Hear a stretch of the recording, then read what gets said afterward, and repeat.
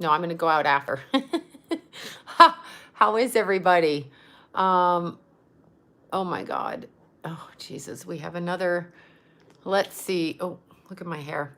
We have another person pretending to be me, apparently, according to somebody else. So we got to see. Oh my God. Who is this fucking person? Oh my God. People are just copying me all over the place. How are you guys? How are you? Yeah, I'm here. Oh, now itchy nose. Isn't anybody you're recovering from surgery? How are you? Are you okay? Are you good? Hi, everybody. Happy Halloweeny.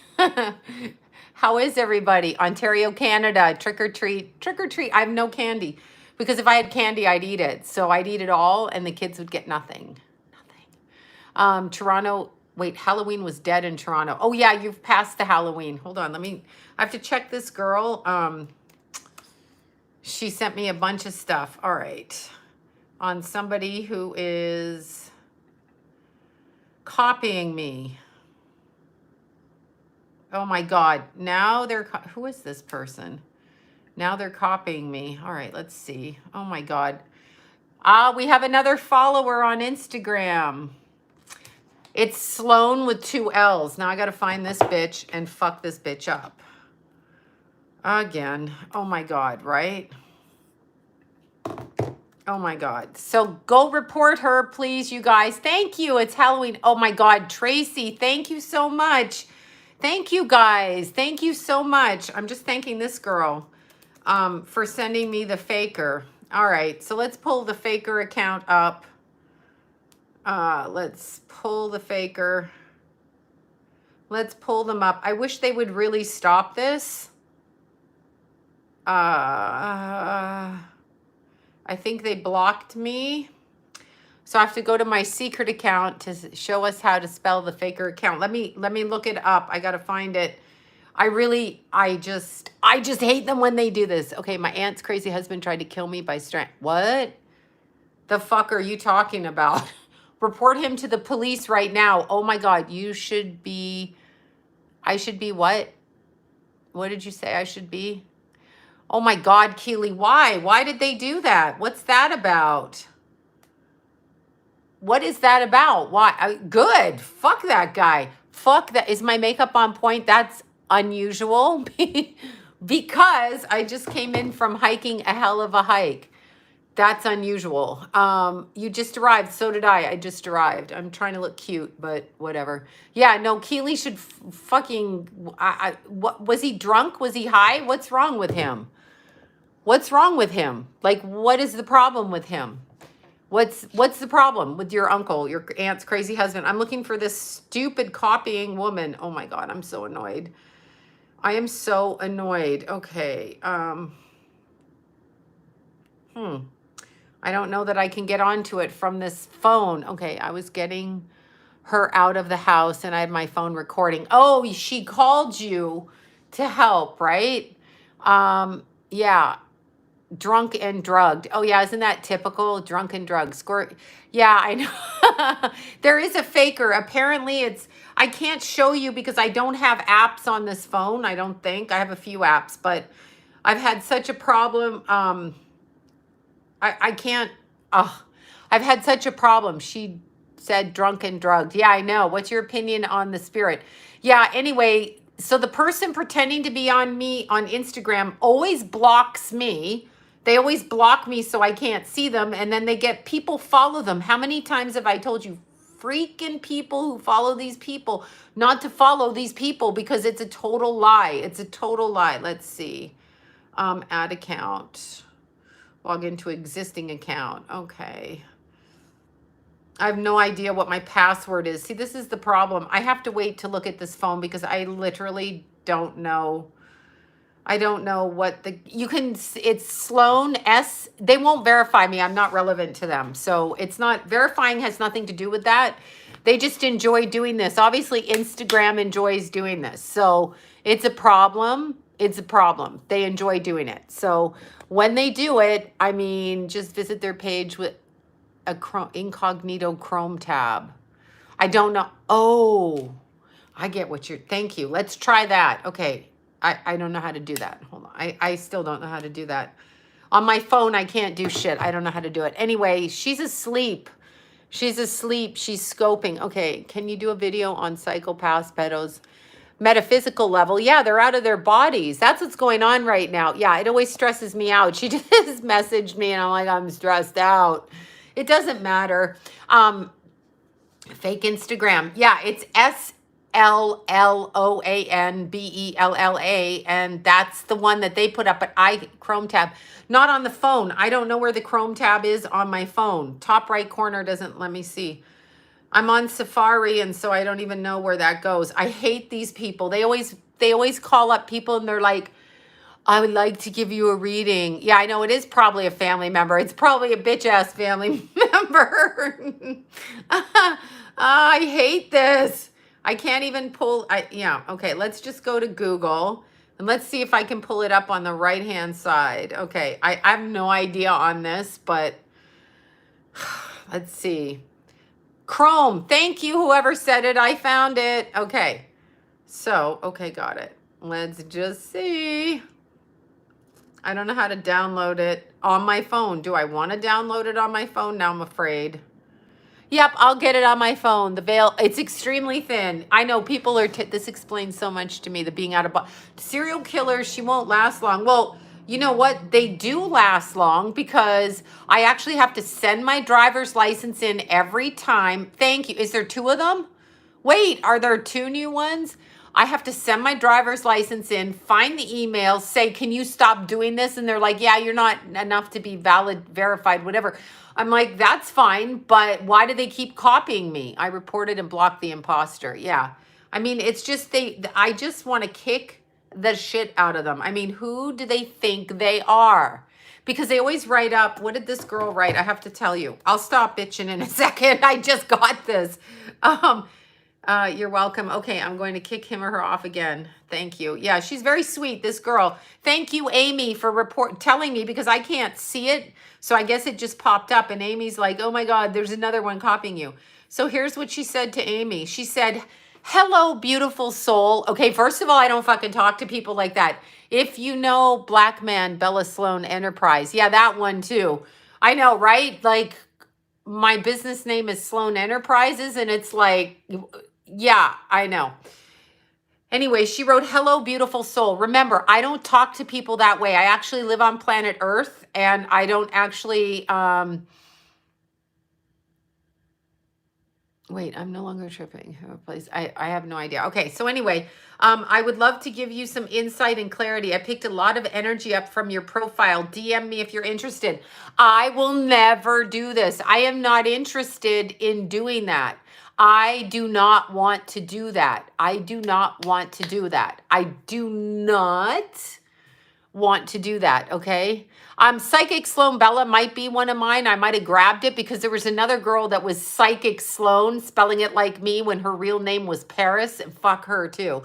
But anyway, wait, Sloan Bella, they just killed... I don't know who that is. I don't know why. Former drug dealer turned state. Oh, I know. Fakes are so boring. People are so boring. They're so boring. Boring. Okay, so anyway, shoulders. Yeah, I don't know. You know, bras for years. Look, I literally have bra dents. What's that about? I'm going to have to tattoo there. Tattoo here, tattoo there, tattoo everywhere. No, I'm going Tuesday to finish my Jason. I'm following your account called Sloan. That's not my account. I don't have 1L. I don't have 1L. Okay. All right. Anyway, I don't have one. I don't have one account. Let me find this. Biacha. No, I don't. I have 2 L's. I only have Sloan Bella, and you'll see it because I just posted. Yeah, the 2 L's is a fake account. I only have one. I only have my own account. See, it won't. I can't get to this person's. Here is my account. Never, ever will I ask you for money. I try to hide from my clients. I don't want to read all the time. I don't need to ask anybody for shit. Like, meaning I'm grateful for work, but I've been working for 38 years doing my work. So I have clients all the time. Yeah, no, they have my pictures on it. This is my account right here. I have exactly that many posts and 32.3K followers. That's me. They steal my pictures. This is my account. They fucking steal my pictures. If you are not on this account, and you can tell because it's got across the top are my boys. There's Palm Springs, Jason and Keithy, Christmas, me and Maya, Palm Springs, Lila, Barb and Zach, all across the top. So no, they don't want to verify me. I've gone through it. I'm not worth verifying. So, okay, then you're following me, James. That's mine. Then that one's mine. Yeah, no, they don't want to verify me. My thing is all screwed up here. Yeah, they don't want to verify me. So that's fine. You don't have to verify me. But I find it disgusting that they don't verify and we are stuck. Yeah, they steal my pictures. They steal the pictures of my dead child. They steal the pictures of everything. It's annoying. Okay, I am early because I'm trying to get out of here so that I have to sleep. I have a hugely busy week. So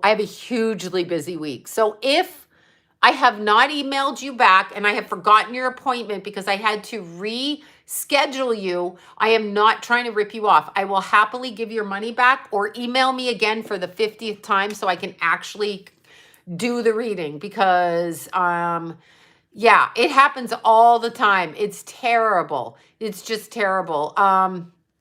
There's a Bella Sloan. Yeah, they do that. It's ridiculous. Thanks, Keely. Are you okay, Keely? You should have maced the fucker with the mace. Get the hairspray next time. Carry that hairspray. Oh, I'm just doing my hair. Like, like that.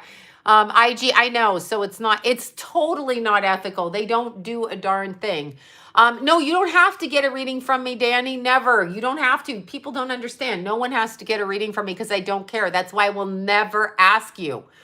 The point is I have such a booming business, I don't have to ask people to get readings. I actually shut my website down so that I let you know when it's open, but I only do it 2 weeks at a time in chunk. I do not get booked up. So I will open it, shut it, open and shut it because I just don't want a lot of, I don't want to be booked for months. I might want to go hiking and I'm going to go hiking. So just know that. And always said, use hairspray to defend yourself right in the eyes. Oh my God, have you ever sprayed yourself in the eyes with hairspray? Have you ever sprayed yourself in the eyes with hairspray? It's like, yeah, I recommend mediums all the time. They're on the list below. I recommend my friend Deanna. I recommend, I forget who else I just recommend.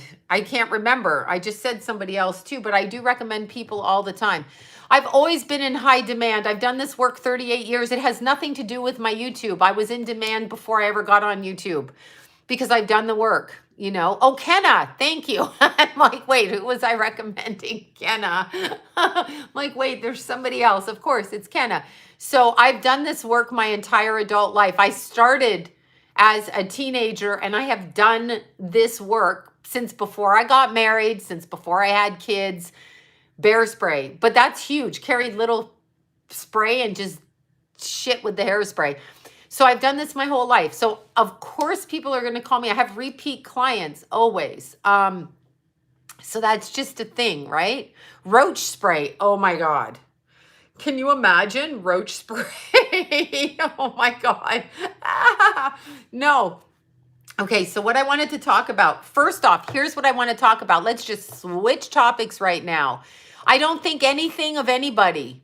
Thank you all for reporting that. I don't think anything of anyone I do not know personally. If I know you personally, then I can recommend you. You accidentally got yourself. Yeah, totally. So I can recommend you if I know you personally. I don't recommend anybody on camera unless I've had personal experiences. Mace yourself twice unless I have personal experiences, because I'm not going to do that. I have no idea from a TV show. I know how TV works because I was in TV, so I know how it works. So I have no idea. Okay, I have no idea. I don't know who spam spray exactly. I have no idea who's good or who's bad. My friend Deanna has been my best friend for 25 years. And, oh, good, off IG, thank you, has been my best friend for 25 years. I'm very aware of her readings. I understand that. McKenna is good. And I'm trying to think, there's a few other people. But at the moment, I mean, I literally are the people I go to. So, Pam spray, flying meat, right? Yeah, so there you go. But anyway, yeah, sapphire. Look, it's sapphire and sapphire. But anyway, so since you guys brought it up, here's an interesting thing to say, bear spray. Kelowna, there you go. Here's an interesting thing to say when we're talking about the metaphysical, and and by the way, my video got demonetized when I mentioned the April 3rd person who bang somebody. Remember? Do you know what I'm talking about? I can't say his name on here. I actually got demonetized for mentioning the 63-year-old man with 6 or 7 children who goes on Saturday Night Live. His initials are AB, and he may be, whatever, that guy. That guy, the false flag guy. I got demonetized for that. Yes. Which is fine. I mean, somebody just sent me something. Hold on. No, shut up. I got demonetized for that, and I'm like, oh my God, what does that mean? Because it's on the news, so I can't, okay. I'm just looking, I can't do it. Organic, non-GMO, which, how do you feel about me? Sure. I don't feel anything about you. For mentioning the person whose name is AB, who's born on April 3rd, who's about 63, has a younger wife with 6 or 7 kids. No, there isn't. This is like book burning back in the 60s, or bra burning, which was a good thing. But fake Spaniard's husband. Yes, that one. Yes, the Aries one. Yes, we writer. Yes, that one. I literally, they're like, we can't play this because there's offensive for advertisers. I'm like, really? Because it's on the news. So if it's on the news, I'm not allowed to say it. Is that what you're saying to me? I don't have the same rights. Like, I'm not allowed to speak that. So yeah. Anyway, well, that's what I was talking about, right? Oh, I'm old. Hey, whoever the troll is, go troll someone else. Yeah, no, I get demonetized. I make no money. That's correct, Jamie. Correct. Yeah, so there you go. But it's fine. I mean, whatever you got to do it, you weirdo. The one who can't say cucumber. Yeah, that one. I have no idea. Yeah, I know. They won't verify me. No, I don't know. I have no idea. But anyway, the point is, I have no idea what you guys are talking about. Is someone trolling me out there? Anyway, before I get on to the metaphysical, so I did Palm Springs again. So they keep 30% of the super chats, but I haven't figured out how not to do it yet. I mean, yeah, they keep money. Yeah, you lose the super chats too. I think you might lose them. I am not sure. I'm going to have to ask. I'm not sure. I don't really people yell at me. They yell at me and they email me. They're like, you need an assistant. You need this. No, I'm a free soul and I just like to do my work the way I like to do it. That's why I work for myself and it comes out of my head. Sometimes I can get information. Other times I don't want to. It depends how I feel emotionally. If I don't feel emotionally connected, then I can't do my work. That's why I don't book years in advance, because I can't guarantee how I feel, because it's a very physical thing. So yeah, you can do PayPal. I do not use Cash App. Yes, I am in my 70s. Yes, that's right. I certainly look like I'm in my 70s. That's correct. I mean, and if I were in my 70s, why is that an insult? Why is it an insult? Why do we insult women if they're older, or men if they're older? Like, why do you do that? What's wrong with you? Do you think that you want to die in your 30s? Do you think, yeah, if you're born beautiful, you will remain beautiful, okay? No matter as you age, whatever. So thank God my mother was beautiful, because I was born looking like my mother. So there you go. And if you're jealous of that, that's your problem. But if a woman is in their 70s, why are you picking on the woman? It means she's lived a life, probably raised children, has grandchildren. So what's your problem? What's your problem with 70-year-olds? What is there a problem with that? Do they not have age and wisdom? Are you trying to bash old people? Are you a fascist with age? What's your problem? What's your problem? Why do we consider that a bad thing? Right? It's not a bad thing. If you live on the planet, it's better than, I mean, I'm 47, Leo. Yeah, that whatever. It's 72. That's what I'm saying. What's wrong with being 70? As soon as you turn 30 and 40 and 50 and 60 and 70, you're alive. No, I'm just saying energetically, why do we, it's 70 or die? Exactly. I mean, I'm 47 years old too. Great. Good. I'm not 47 though. I'm 55. So I'm not 47 and I've never touched my face. So we can stop with that. But if I had touched my face, I could do whatever.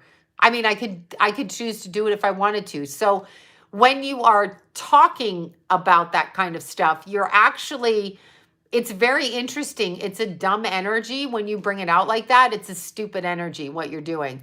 It's the reason I look young, if I do look, oh, there you are, 53 and a cancer survivor. Boom, boom. Good girl. Good girl, Debbie. And 58, there you go, 51. So if somebody looks younger than their actual age, maybe they're not drinking every day, maybe they're not smoking, maybe they're exercising and taking care of themselves, and so they look a particular way. And I have no skin routine. I slept with my makeup to go hiking. Actually, sweating and water are the best skin routines. If you sweat and drink water, those are the best. I did not drink in my adult life. I did not smoke, and I exercised every day, and I sweat. I use coconut oil, sunscreen, and whatever cheap moisturizer. I take my makeup off with Neutrogena 90% of the time. But I sweat. I mean, I literally am dripping. Oh my God. So I went to Palm Springs. 4:30 we start. 4:30. Okay, 4:30. Yeah, no, you know what? You know what? I mention this when people say that because I want women who are over the age of whatever to understand that they're as valuable as anything. Without a woman's contribution in our society, there is no contribution. Once you hit a certain age, you are the matriarch of a family. You have, there you go, 68, never smoked or drank. I did, good for you, Melissa. I did when I was younger. But I'm talking like when I got pregnant with Jace, I didn't after that. So we're talking like early 20s. Yeah, they make us obsolete. We are the controllers of the whole world. Without a woman, you don't have a child. You can have sperm all you want. I mean, they're going to make us human beings obsolete, obviously. But a woman carries the child. Women carry the souls. We are portals for souls. People need to respect that. And if you want to say I look 70, I take that with a great applause. Thank you so much for saying that because it means that you think I'm intelligent, I have wisdom, I have healing ability, I'm a mother and grandmother. If you think I look 70, I'm proud to look 70. So I don't care what you say. Like, is that an insult? It's not an insult. It's not an insult. So, oh, 9 months pregnant. You're so, I wish I could go back and be pregnant again. I do things so differently. I do things so differently. I would do everything differently. And I can't help how I look either. Like Tammy, it's interesting. People say you look amazing. I look exactly like my mother, biological mother. So I can't help how I look. So when people say that, it's weird. I'm very appreciative of it, but some morning sickness. Oh my God. Yeah. I had it with Keithy, morning sickness. Oh my God. Yeah. Remember that? You didn't have it, but I'm saying, oh my God, morning sickness. But when people say, oh, you're so pretty, it's nothing I've done to be pretty, except it could be a karma that I've earned to come through. Fierce I am. I am fierce because I've learned, and I'm just learning. I was sick, Jamie, too, for like 7 months with Keithy. I'm grateful my mother was attractive, but maybe I came through an attractive mother because I developed the karma from it. So when people mock, and you were not doing it, Tammy, you were being very kind. I'm not talking about that. But when people mock, oh, she's pretty, she must be stupid, you know, like they say about Megan Fox or whoever. And those women that look like that, Anna Nicole Smith, all of those women have earned their beauty in this life. So if you are a good looking woman or a man, you have earned it. You don't need to be attacked because your parents, and if somebody is ugly, they can't help it. And if somebody is attractive, and it's all relative to what's going on energetically in society. Remember the Twilight Zone with the pretty girl? It was actually Donna, oh my God, Donna from the Beverly Hillbillies. I can't think of her real name. But, oh, hi, thank you, Jared, thank you. Remember Donna on the Beverly Hillbillies, or the one that wore the booty shorts? She was so cute, right? Remember her? Anyway, and yes, I always have a greasy face, I know, because I'm always exercising. So I come in from exercising and threw makeup on that I've been wearing because that's it. But anyway, Anyway, remember the Twilight Zone, and she was the cute little blonde. She looked like a little Marilyn Monroe, and everybody else had the piggy face like this, like that. Do you remember? And so then they were all doing their plastic surgery, and there was one really cute blonde, and then there was the muscle guy, and everybody else, Donna Douglas, thank you. And they all looked like piggy faces, and the piggy faces were popular in society. So once again, beauty is it's contingent on society's idea. So when I was growing up, if you look like Cher, that was beautiful. No boobs, tall, flat body, whatever, 70s body. You could wear bell bottoms and all of that, right? Do you remember? So that was very, very popular. So, and then Madonna came into fashion, like, whatever she was, short, she's like 5'1" or 2. And then we look at our models that are considered beautiful, and they are coat hangers. So they don't have, yeah, I know it's weird, but I mean, people, like now it's the Kardashians have a certain look, and people are actually like doing that, right? Oh, they're not bothering me. I'm simply explaining literally that it's energetic. And thank God my mother had a really nice face, and I can't help that. I can't take credit for it, and I can't not take credit for it. And I don't know who my father is, so I don't know biologically, right? So, I have no idea what it is. But when people say I'm pretty or I'm ugly, I take credit for neither, because I was just born the way yes, high-waisted jeans. I can't stand them. They go over my stomach. I'm like, oh my God. That makes me crazy when my stomach's, I like hip huggers, but I mean, then the muffin top hangs out. So I can't help what I look like either way. I can't help my skin color. I can help my hair color. I could leave it brown. I don't want to. I can help how I present myself. I don't have to wear makeup, or I can wear makeup. I mean, whatever, I can do that. I can wear nice clothes, or I can wear what I wear. This is my pajama top, actually. Because I wore it out to the store. So I can do those things, but I am not responsible for how I look other than how I keep my health in any way whatsoever. So it doesn't matter to me if I'm attractive or not attractive. I prefer to be attractive, obviously, or thought of as attractive, as everybody does. But that's really either a karmic thing. You come through a family where you pick your looks, your skin color. You could be Asian, you could be black, you could be a mix. You could be golden, you could be yellow skinned, whatever kind of skin color it is. And you pick your parents based on that look and that lineage, okay? It's not just the appearance. The appearance maneuvers on the earth, and it is a gift. The more beautiful you're thought about, Starbucks and CA is requiring a Vax card to dine in. Yeah, I don't know what to say to that. They can eat shit. Anyway, you can pick based on lineage, okay, ancestral lineage before you come into this life. And I'm still not sure if we're kidnapped, and maybe in the kidnapping we're allowed to pick the parents. And you can pick like skill and ability. Obviously, like I say, if you're going to be a basketball player, you need to pick parents that are tall. Like I'm not going to get, well, actually I did give birth to 6'4". So there you go. You look like both your grandmothers combined. I know people are like, oh my God, you should look like this or that. It's like, shut up. I look like my parents. My kids look like me. My kids look exactly like me. Exactly like me, and like their father, and the combination of it. So that's what my babies look like. They can't help it. And if they don't like it because it's in society, like Keith did not like his cheekbones. He yelled at me, I look like you. Of course, that's him not wanting to look like me and not really recognizing, the Nordic Viking look that he had, the Irish skin color, all of that. So he isn't really recognizing that, but then he's in society. And again, culturally, no, he had a problem with his cheekbones. He had a problem. He did not like them. He actually screamed at me for that one time. Why do I look like you? We had the same shaped teeth, but he had, what he had?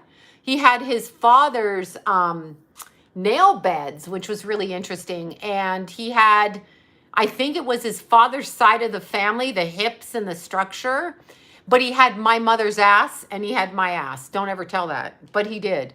Jason has the other side of the family's ass. So, your firstborn 6'7". How cute. See, he had to pick you as parents to come through. He had to pick it for whatever reason he wanted to do that. And then keep in mind, let's just say this. Let's say, I know Keithy is so handsome. Thank you for saying that. Let's just say that you are born, let's say you're a white person and you're, yes, the jaw, you can see bits and pieces. Let's say you're born in a country, right? You're put into a country where the skin color, let's say you're a white person raised in Japan.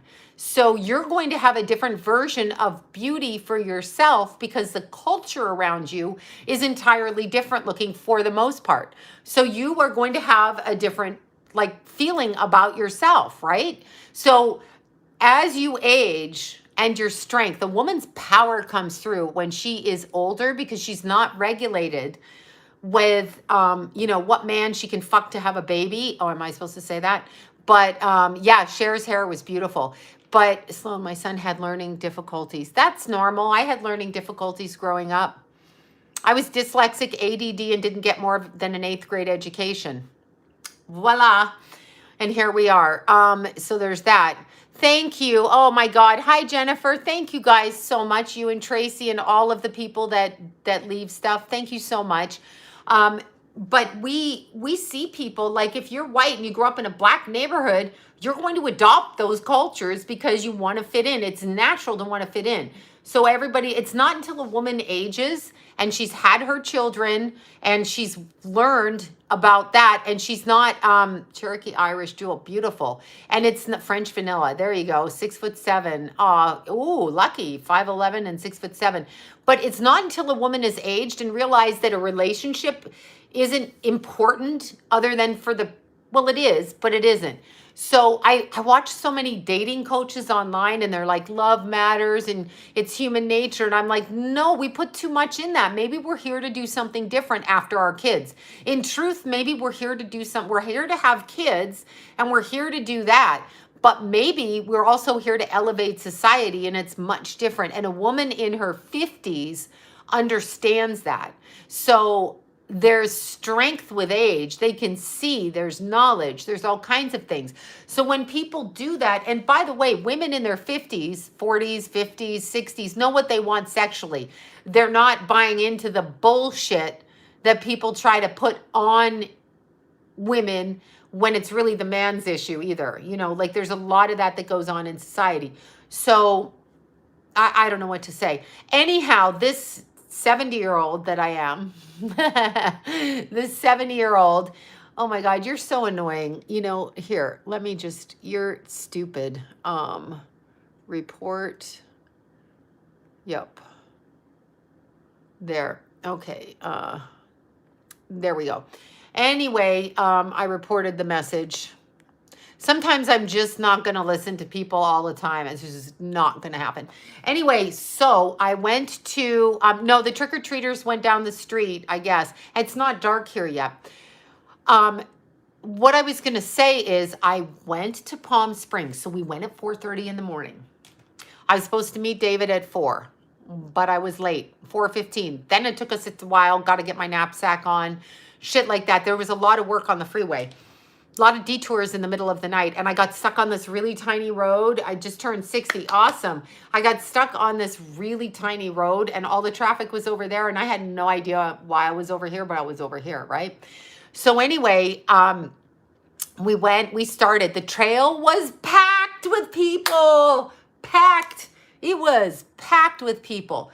And so it was super hot when we started, okay? Like hotter than normal. And I'm out of shape. But anyway, as soon as the sun came up, right?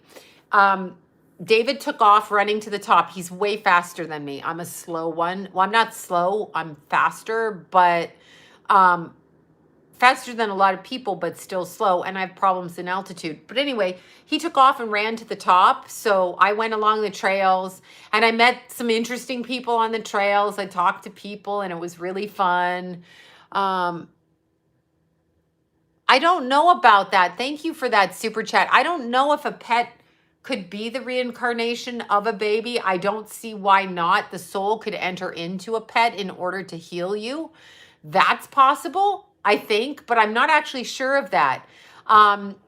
Anyway, so we hiked the whole trail and it was so tough. It was so tough.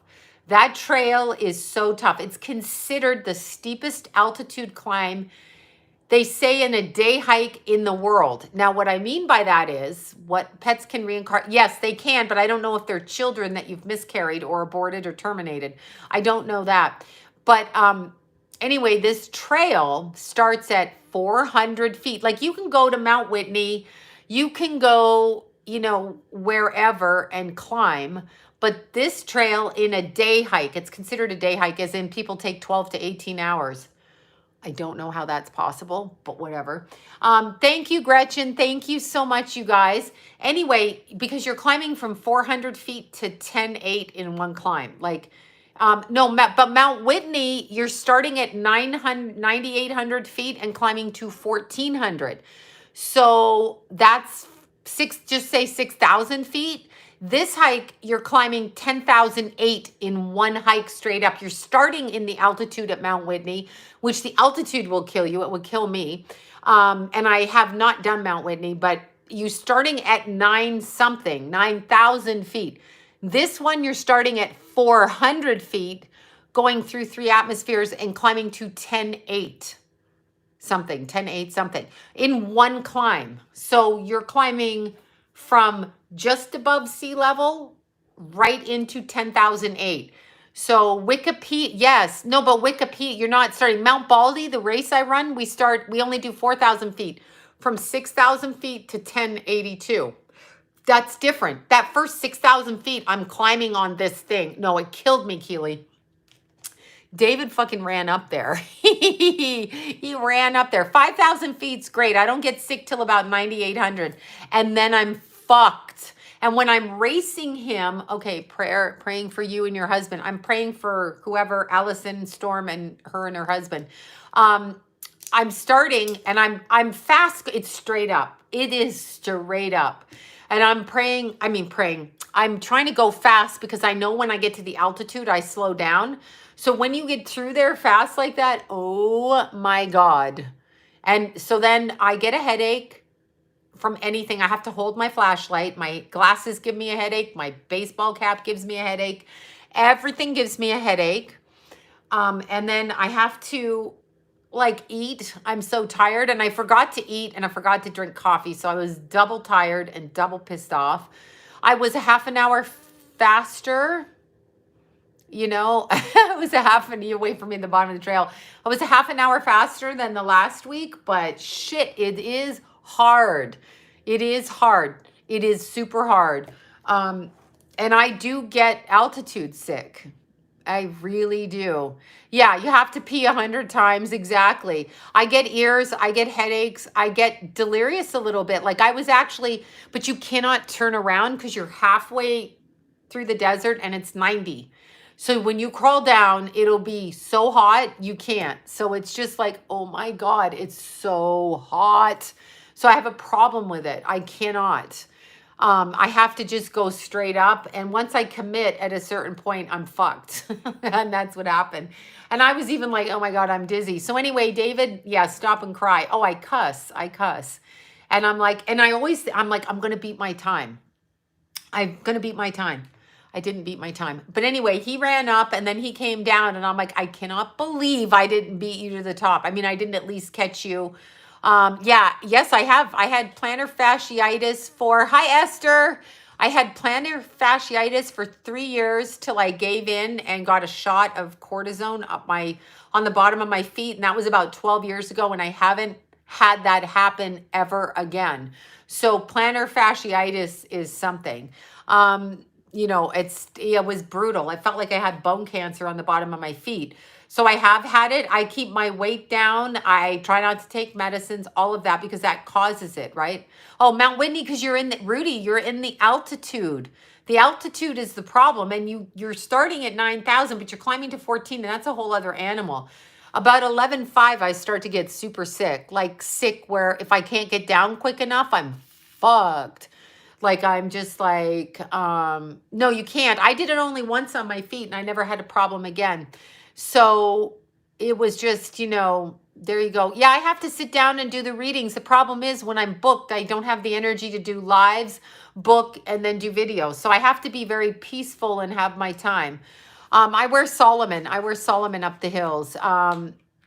No, I haven't. I barely do any readings anymore. I just work to keep up whatever, and I don't really want to focus on it. That's just me right now. I'll do it when it hits me, but I can't commit to anything anymore. After Keith, I don't want to commit to shit, Yeah, not interested in anything, So, yeah, not a thing. Not a thing for me. So, yeah, I mean, people get mad at me, but I don't have to work. Like I'm not on call like that. It's a different kind of work. So I can do it when I feel like it. If somebody comes to me and they want the video, I will do the video, I have to. I mean, I don't have a regular job. I can be homeless if I want. Not that I want to. Okay, so let's talk about, oh my God. Yeah, I was so scared about getting the surgery. I just never, the boss of your own thing, right? But anyway, what the hell? Yeah, no, I know people get very demanding of psychics. They're like, I need you right now. Nobody needs a psychic. Nobody needs a psychic. It's not like food and water. You don't need a psychic. You don't need a hairdresser. You may want them, but you don't need them. Okay. There's no need for a fucking psychic or anybody else. There's a need for food and water. That's the need. It's the only need. I mean, anything else, it doesn't matter. It's all like whatever. So when people say that to me, an enema, yeah, you may need an enema too. But when people say that to me, it's like, it gives me anxiety actually. So when they bother me, it gives me anxiety. That's why I shut my website down. Thank you, Angela, for that. Thank you so much. I get anxiety from people. I'm like, and then the expectation and, what if I'm not delivering what they want? If I'm not delivering what you want, like I don't want to get yelled at. So I'm very afraid. I'm actually afraid of people now. Not a lot of people, but when you give people a reading and if they don't like it or it's not what they expect because they don't understand what it is, you need to get a paternity test. Yeah. But I get scared that they're gonna, whatever, yell at me or something. So I just, I'm like, whatever. So I just, I try. Oh, Greece. Somebody said, no, I have very lovely clients. Like everybody that calls me is pretty spectacular actually, and very, very kind. But it does make me nervous with people out. Look, my eyes itchy. Oh, thank you, Emma. Thank you so much. Thank you, everybody. It makes me nervous with people in case I disappoint them and I'm not really feeling things the exact same way that I did before Keith. So it is a little bit, I have to have an energetic trust with the people I'm reading. If I feel something, I'm like, oh my God, I can't, right? My skin's glowing because I was sweating and climbing up a freaking sweaty hairdresser's trauma. Yes, PST. Yes, exactly. Yes, hairdressers get it. I need my hair done right away. And you're like, fuck, it's Sunday morning at 6. And they're like, no, you don't understand. I met a guy online and I'm going to meet him and I need my hair. It's like, oh my God. I try never to do that to my hairdresser. Never. Never. I have done it. Yes, it does drain your energy unless the energy is reciprocal. I don't think I look 70. That's somebody being a bitch. Oh, say hi to your husband. Say hi. Hello, husband. Um, you know, that's somebody being a bitch. And if I was 70, so what? And if I look 70, so what? That's just your opinion, and your opinion is irrelevant. Everybody's opinion is irrelevant. It's like, whatever. But if I was 70, who cares? Like, what? You think I'm not going to age? You think aging is a bad thing? Whatever. Oh my God. Yeah, and I understand because when Keith died, I was up Deanna's ass like a crazy person, right? Like I was up her butt, and she got him, and there were other people that were psychic and all of that, and I was just needing to feel Keith, but at the same time, um, I would say if Deanna wasn't my friend, I wouldn't have hunted her down. And she helped me on the crime scene, and she walked with me, and she was with me. I've never seen you haven't seen anyone. Oh, there's lots of people that age well. There's so many beautiful people in the world. And I just don't smoke and drink, and I know that's what I'm saying. Who said being 70 was bad? I'm like, if I'm 70, I'm 70. Whatever. That's just the way it is. I mean, it's like, whatever. Yeah, I like Lewis. Yeah, he's great. So I mean, it's whatever you are. But what I was going to say to you is, when you are a psychic person, it's age is age. You're going to age. I mean, it's obvious. I just don't drink. I'm not drinking wine every day. I didn't do half the shit you did. I didn't do it. So sorry. And I genetically look like my mother. So go yell at her. She's dead though. So good luck finding her. I look exactly like her. I can't help it. Like, I literally look like my birth mother. No, age is a real thing on this planet. We age off this planet, which is perfectly fine. Thank you, Claudia. Thank you so much. I don't, I know I don't look 70, but you're 70, Cat. Cat, I am. Sam, I am. But if you are 70, what is wrong with people in this society? It really hurts my feelings when people say, and I love this, when old men say, I'm always going to apologize for my looks. I can't help my looks. I have no control over my looks other than I put makeup on and wash my face, brush my teeth. That's what I do. But I can't control anything else. This is how my family looks. So that's just the way it is. Whatever. It's just the way it is. I can't help it. I can't take credit for it, and I can't help it unless karmically we pick and the looks are given to us. So I think the appearance of beauty might be a karmic thing. Yeah, if anybody is 70, they're 70. But I love it when old men in their 70s say, oh my God, she's too old for me. I'm like, what? You mean because she's not 20 and you're fucking 70, 75, 78, whatever, and she's not 20? I mean, she's 60? What? So our society is really misogynistic, but what I'm saying is, when you're a young woman, you don't, yeah, that is exactly, no, not my point. Somebody said I look 70, and I said, so? I said, so what if I look 70? And that's what I said. And the point is what? My 95-year-old grandmother she loves the compliments. See? But the reason your grandmother gets compliments is because she can't get pregnant by anybody's husband. And the competition, we might not all be 70. I mean, I may die soon. Who knows? Yeah. Well, I married somebody older than me, and he didn't have money. So I did it the wrong way. Was I supposed to marry for money? Because I married for love.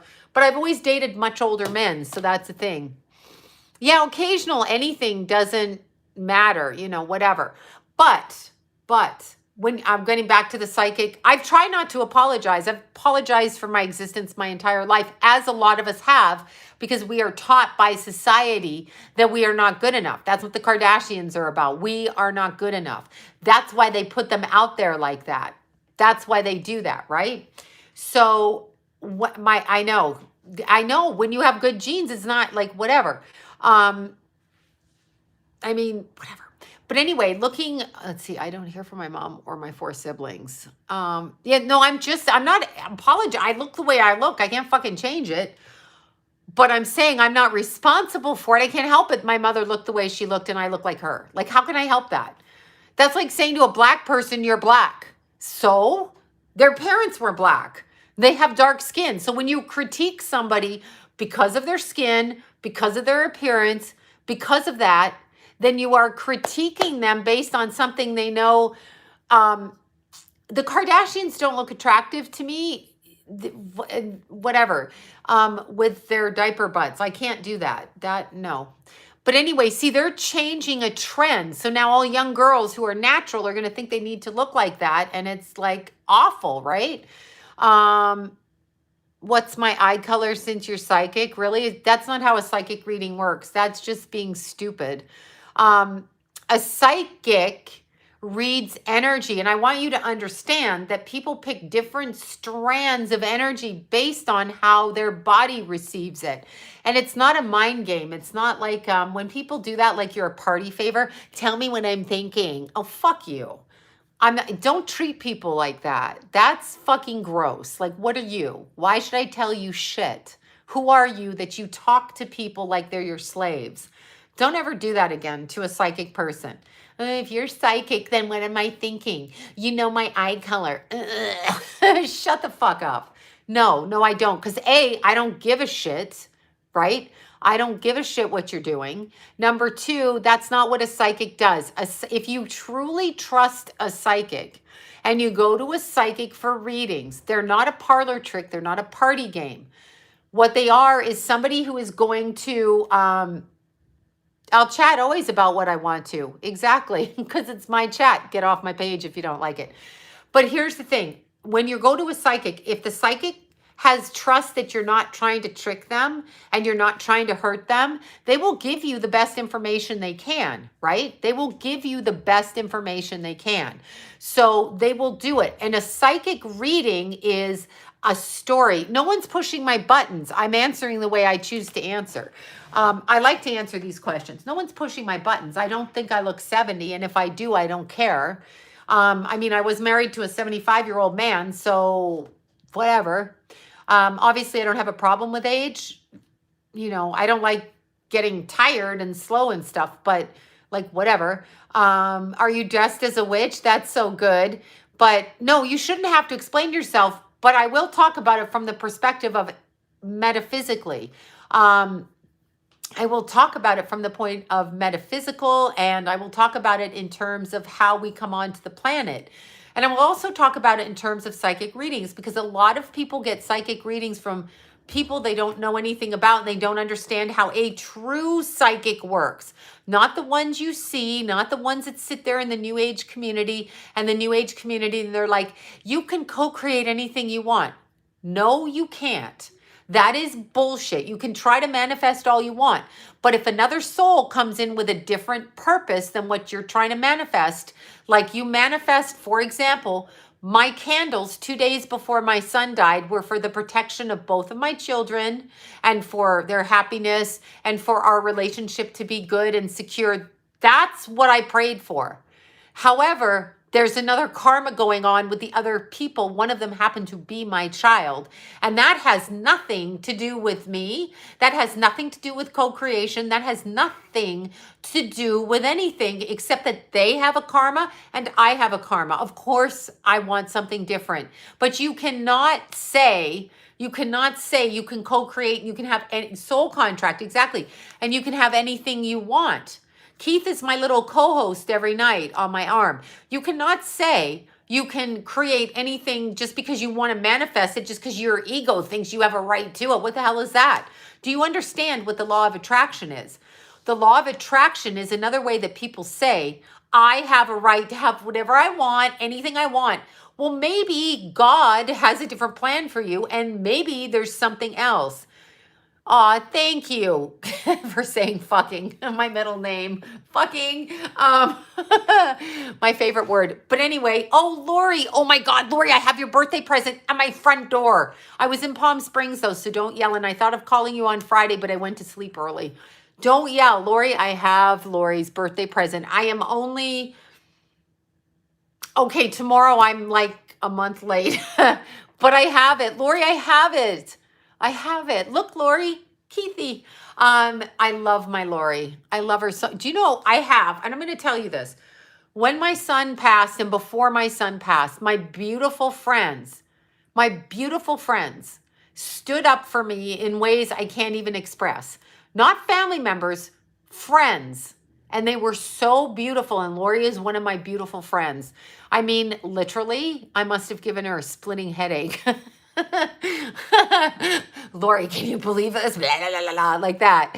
And there were people I didn't know who became friends, like BOBBI and Deanna. These people were so beautiful towards me in a point of time where I was completely broken. I mean, just broken. I don't even know how to thank and repay people. People in my own family didn't do that effort. Some of my friends who I've known for years did not make that effort, okay? They did not do anything except attack me and my personality after my child died. So to have people like Lori and BOBBI and my beautiful Deanna, these friends, and Veronica, I mean, the people that reached out to me, and Stacy, you just have no idea. The people that actually reached out, I am so grateful for. And there, I mean, just in my worst time, like, just how do you deal with somebody who just lost a child? And Arlene and Carol, oh my God, my Paige, my McKenna, my little rascal. Oh my God. But Lori's name popped up and I wanted to say I am so grateful. And Esther's my friend. Well, Michael and Esther. I two for the price of one in that one. I am so grateful. These people literally stepped up, and people I never met. And George, and oh my God, and Cindy. I mean, I could list. I feel like Romper Room right now. And, and Cindy and Kelly and Kim. I mean, my son's friends, mothers stepped up around me and put a wall around me. They didn't have to. You don't have to do that just because somebody dies. You don't have to fucking do that. They literally made sure I was safe, and I was nuts. They made sure my Jason was safe. They made sure John was safe. I mean, they made sure. I love Esther too, and Michael and Esther. Michael came first, Esther came second. I was so, like, truly blessed. That is a connection. When you take that connection and you take it in a different direction, then no, I mean, I was so blessed. You have no idea. Thank you for that, Brenda. Thank you. No, I mean, I don't even know what to say. I was thinking about that this weekend. And my cousin Jill, my little, haven't come in months. Okay, I don't know what that was about. I just saw that. Totally went to the sex vibe there. But my cousin Jill, my cousin Larry, you know, Jill was there. I mean, she come, and Melody, my new friends who I met through my son, my dead son. I gained friends through his death. Every single one of his friends stood up because they loved him. It's not about me. They loved my Keith. So it was so absolutely incredible. Kids I'd known when they were little kids of friends of Keithy's. I mean, they were so beautiful. They literally stood up for me, which I they didn't have to. People in my own family did not, after 30 years of marriage, I gave it away, did not do that. So, yes, I know. I've been hiking, Esther. I've been hiking. I literally came out of the mountains late last night. So, to not even have somebody that you were married to for a long time put their arms around you and say, I'm sorry you lost your son. I don't know what to say to that, but that actually never happened. No, I didn't, get that. That never happened. So that was, whatever. So for Lori to hug me, for Lori to jump to my aid, for Deanna to come and walk the streets with me, not in a hookerish way, walk the streets and actually, look and all of those things. Deanna literally got out of the car it was 90 degrees, walking up and down the street with me. I don't know. And I'm not married to her. So there was that. Every single one of Keith's friends threatened to kick the shit out of people who hurt my Keith. I had to stop them. I didn't want their mothers calling me going like this.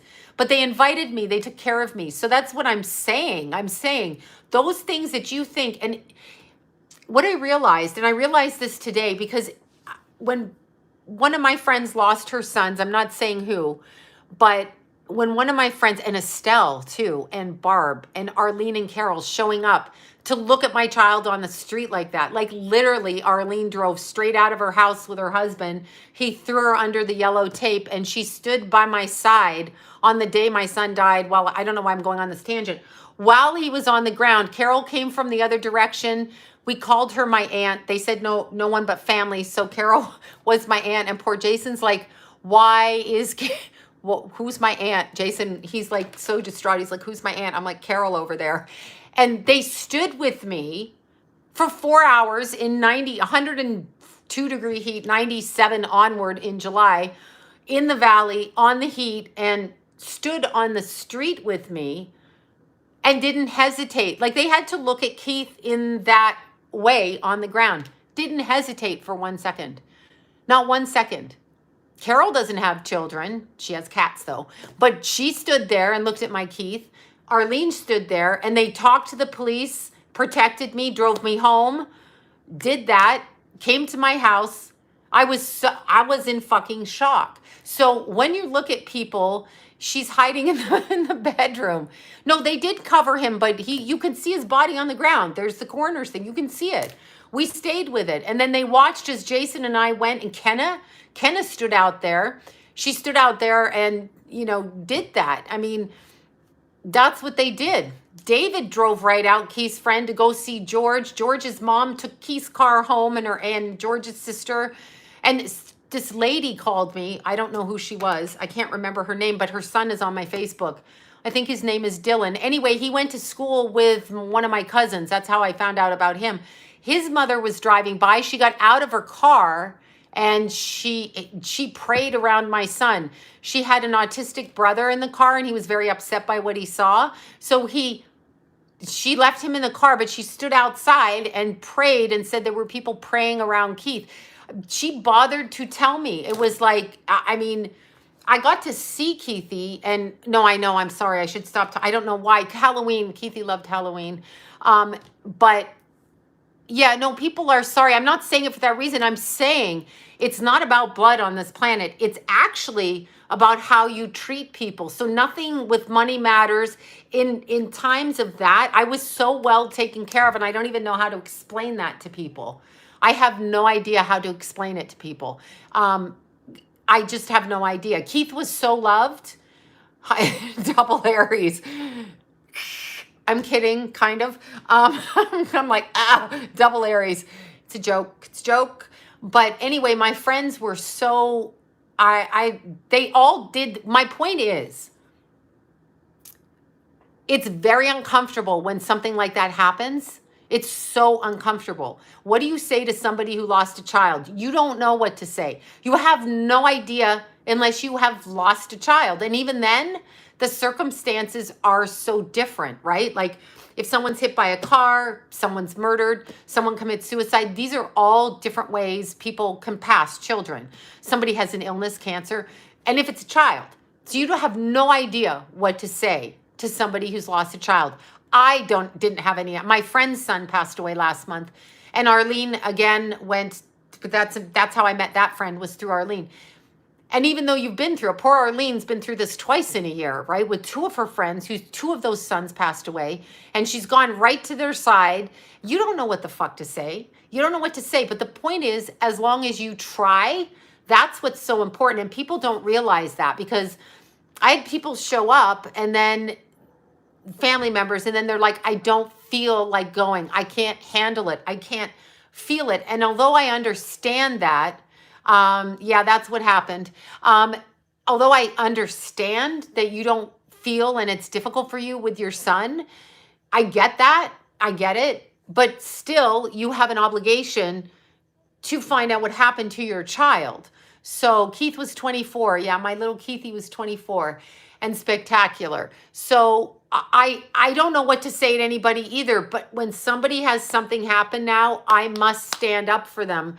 Now, the same way I learned a lot through that, because I probably had a tendency to blow stuff off with people, even though it's uncomfortable. Now I embrace that uncomfortableness, and I will call them and talk to them, even if I say stupid shit. I don't mean to say stupid shit, but I've been known to say stupid shit. So I think it's so important. I think that's the most, yes, I did know Keith was going to die. I know, not Keith, one of my children. I didn't know which one. Thank you, Pamela, for that. Thank you. Thank you so much, you guys. I learned a lot through I learned so much through Keith's death that I just hate that my son died. I learned, oh my God. Okay, so when you're a mom and you've got your kids and they're driving you fucking crazy, you guys all know it. They drive you crazy. Every mom knows this. Kids drive their parents crazy. Teenagers drive their parents crazy, right? So when you drive your parents crazy, parents will say things, but you never think your child is going to die. And don't marry a narcissist ever. Hey, Hello Kitty, were you on, Hello Kitty there, were you on, oh my God, Citizens app in the Valley? Because we're looking for somebody named Hello Kitty that saw Keith's accident in the Valley, but I could never reach them. If that's you, I don't know if that's you. I just recognize the name. But look at me, I'm snotting. I'm still allergies from the cat and from, oh, you're not that one. Okay, yeah, I'm sure it's common because of, what's that kitty thing. But anyway, I know the troll. I tried to block them, but here they come. But what I learned from Keith's death, thank you so much, Pixie. Thank you, guys. What I learned is I took the fact that my child would be alive for granted.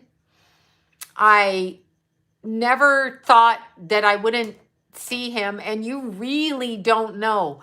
So you should make a point. I mean, I loved my son, but when I was mad at him, sometimes I didn't talk to him. Sometimes I was, but more Jason, yeah, July 29th, yeah. More Jason I would ignore than Keith. Keith was easy for me to understand a little bit. He was quieter, Scorpio moon, so I never really knew what was going on with him. But he would just Jason would get mad at some things I said. So we would talk, we would stop talking and I'd have to, yeah, Jason's personality, we can clash like this. So I probably didn't talk to Jason, I would ignore him. And Keith, I ignored in a different way because when I looked at Keith, he was just there and he smiled and he was good, but he was up to stuff. You know this.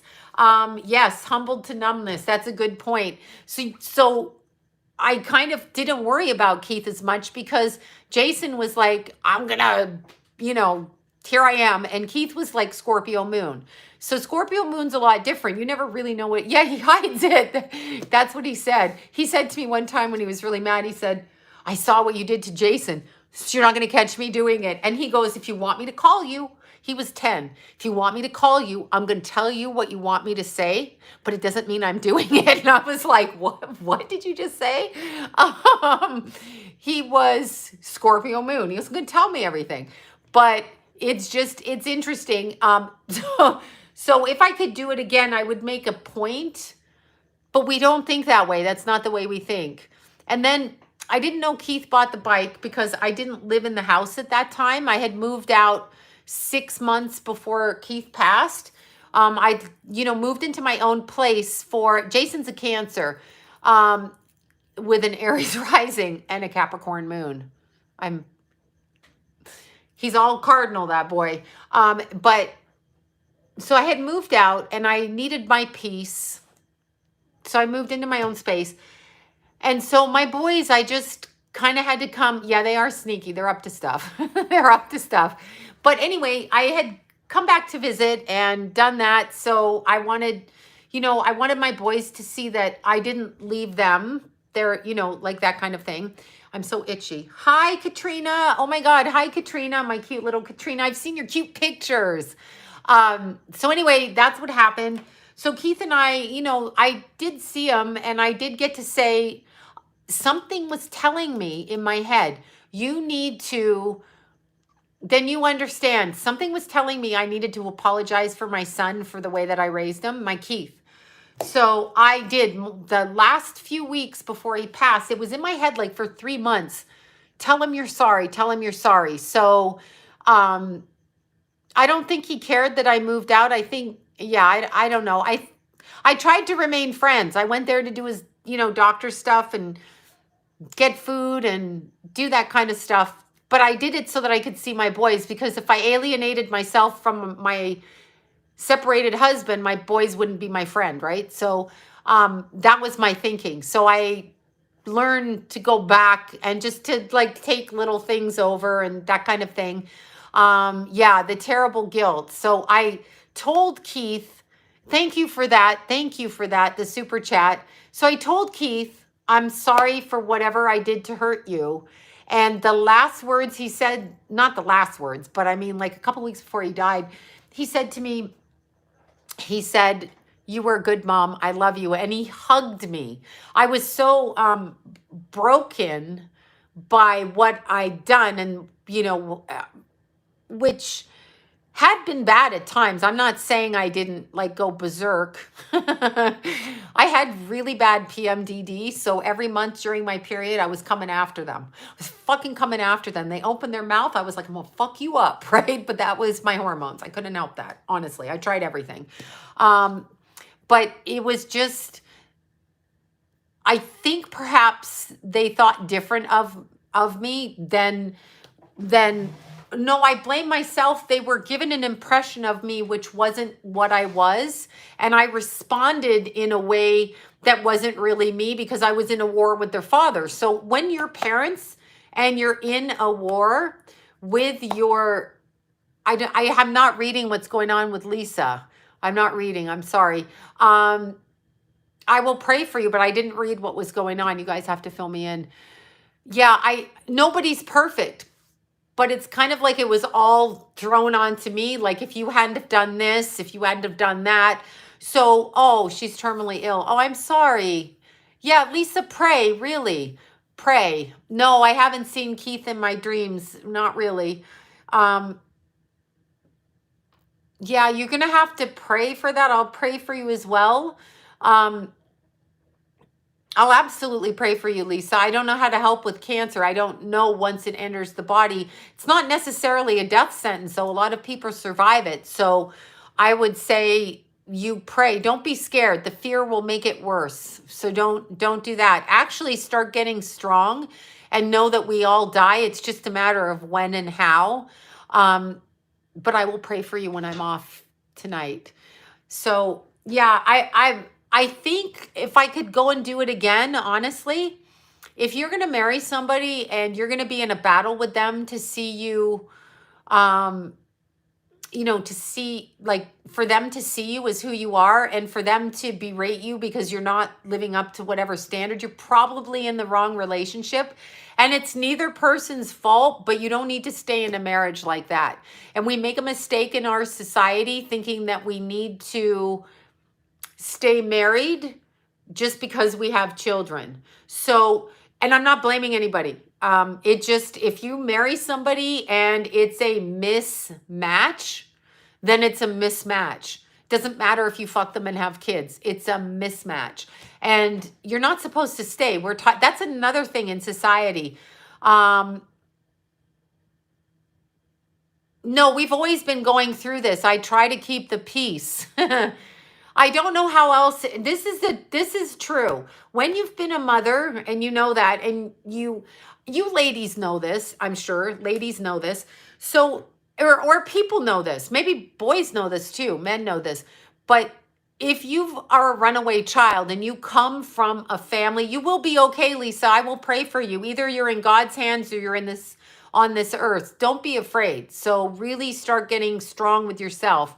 I do love real sugar too. Got an addiction to it. But if you're a runaway kid from kind of an abused family and you don't have family support, that's a problem. And if you're spent decades of your life being in a relationship that is your family, you're going to still do things in order to keep that connection because you don't have another connection. If you're orphaned or you're abandoned or, you ran away because whatever, even if it's your fault and you ran away, sugar and gem painting, that sounds good. So you don't, you don't have anything. So your habits, my habit, which I now recognize in my 50s, my habit is to do things so that people will like me. So kind of like, I'll do this for you, maybe you'll like me. So when you're talking about my marriage, I didn't want this person to hate me, and I didn't want my kids to hate me. More importantly, I wanted my kids to love me. So I made the effort, but I wasn't able to sleep. I can't be around people who drink. So it's just as simple as that. It's just as simple as that. I cannot, something like that. Codependent maybe, because I will argue with you. It's not like I'm going to kiss. If someone says something shitty, I'm going to get in your face like a wombat. I'm going to be like, like this. But you have to realize, like once Keith died and I realized the lack of support from Keith's, from my partner, that was interesting. I recognized that. I recognized it. So my friends stepped up, Keith's friends stepped up, and I realized how important that was. Like it was so, you maybe don't know how important it is just saying something to somebody, just paying attention to them and saying, how are you? Even though their child died. Like you may have nothing to say that's relevant. You may have nothing. You may have nothing to say that makes any sense, and you may be embarrassed or stupid, feel stupid saying it. There was no support. Honestly, there was no support. There was no, and I learned this. Now, this I learned, and I am not blaming anybody or accusing anybody, but what I learned is there's a thing called learned helplessness, number one. Okay, learned helplessness. What that does is when somebody will not step up to the plate to make an arrangement, make a funeral arrangement, meet a preacher, pick out a burial plot, pick out cremation versus this, whatever it is. When somebody won't contribute within the context of the family like that, they are putting everything onto you so that they can turn around and chastise you. Remember that. So I left John before Keith died. It didn't mean I wasn't trying to get along. I've always tried to get along. That's what I can say. A lot of people don't say that. Sloan, your governor is bye-bye. Why did he lose the election? Thank you so much. Thank you for that, Truth Warrior. The way that I would word it is, if you are doing all the work in any relationship, wait, Lisa, search YouTube. I have to look at that. It's just, if you are a take action kind of person, just because, like if somebody calls me and says, I don't have food, I'm going to go buy them. I'm not going to fuck with them. I'm not going to do whatever. I'm not going to do that. I'm just going to go buy them food, right? If somebody I know calls me, I'm going to do the best I can to help them within reason. I mean, I'm not going to give up completely of myself, but I'm like completely where I have nothing, but I'm going to just I'm going to take action. If there's something broken, I'm going to fix it. If you tell me you don't have this, I'm probably going to go buy it for you. That is just who I am. I can't help it. I'm a Leo, action oriented.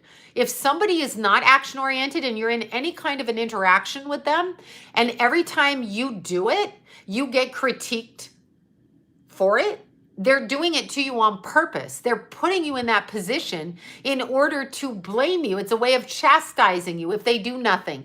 You did this, you did that. It's a way of getting out of their responsibility. It's a problem. So you have to remember that. I'm not literally even talking about that. I'm about anything in particular with myself. I'm just saying, if you find yourself, I just learned it through therapy. There's a thing that they call that, and people do that. So they can always point the finger.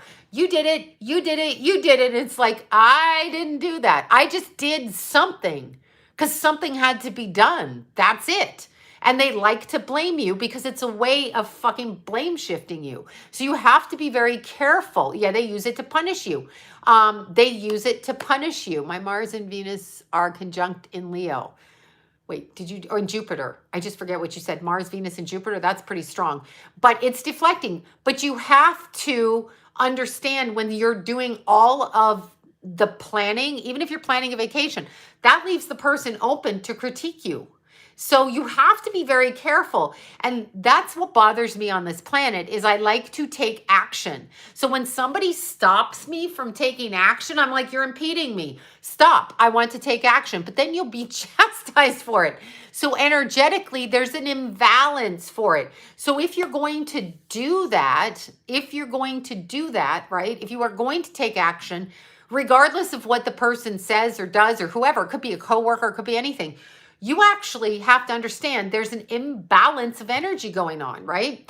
So when there's an imbalance of energy, then you have to take care of that. I don't know why I went on this tirade, but I just did. It's just not even a tirade. It's what I experienced with the death of my son. I literally got no support. I literally got no support. I literally lay in my bed crying without any support, except from the wonderful people that stepped up. So it was horrific to realize that you made a child, but you get no support. That's how I felt. Now, whether that was the way other people viewed it or not, I have no idea. But it is an imbalance of energy. So you have to recognize, and I will say, I'm not even saying it's terrible. It's maybe, I'm glad you're 55. It's not terrible. This can just be the way the person feels about you. They just don't think you're relevant to that. Or they can't get out of their own way to see that you have something. Yeah, so whatever it is. But if I didn't have my friends, I probably would have jumped out a window, although I'm on the ground floor, so nothing would have happened. But thank you for that. Thank you. It's just a very interesting concept. But what that is, so you know, what that is, okay? I know they are right, exactly. What that is that's an imbalance of energy. And if you allow that, you're going to have yourself, and I just didn't know Keithy was going to die. I didn't know which one of my kids. But on Lila's birthday, I started to get it in my head that one of my kids I would bury by September. And I get that psychic Tourette's. I did not know which child. I was not clear on it, and I wasn't even sure I was clear. I have amazing friends. The level of kindness that was direct, and from people on here that I don't even know. Of course, somebody in the family said that's because they want readings from me, so they're kissing my ass because they pay me money. That's what I got when I said how kind people were. That's the conversation I got. So it was very interesting. But if I did not have people, and so it's very important that we as people, even if it's not, we think we have no relevance, if we speak up to somebody who's sad, if we do that, we can literally change them. You might not know how you change somebody's life by saying something. Yeah, I know it's something. All right. No, yes, it was a family member saying that. People are only nice to me because they pay me money, so they're kissing my ass. Yes, that's what I heard. Yes. So I think and that might be true, but I don't think it's true. Because so many people reached out to do things that I'm thanking everybody. That's just what it is. So I finally got the courage because you know what? I left home at 14. You guys know this story. It's boring. Yes, I did hike today after that hot as hell, 6.5 hours straight up the side of that fucking mountain I hiked. Anyway, I ran away from home. You know this. I was 14. You know that. I was a sex worker, AKA stripper, underage before Tracy Lords. You know that. And when I left home, I got no support. There was no money. I was disinherited, even though I was 14 and that's illegal. But I was told that as if for somebody even to say that is ridiculous. A, you're not dead. Okay. A, you're not dead. And B, A 14-year-old who's escaping alcoholic abuse in the family does not know what an inheritance is. So like, what mind fuckery are you playing? That shows me where you're coming from, right? So anyway, and then I literally met John. I was 20 and he was 40. And that's when I met him. And I started dating him just when I was 21, turning 22. That was 33 years ago. My entire lifespan, more than my parents, was with him. So for me to choose to, exactly, just a little runaway, exactly, Rachel. For me to choose to leave was extremely difficult. Extremely. It got so bad for me, I had no other choice. I had no other choice. So I left. And it took me till I was 53.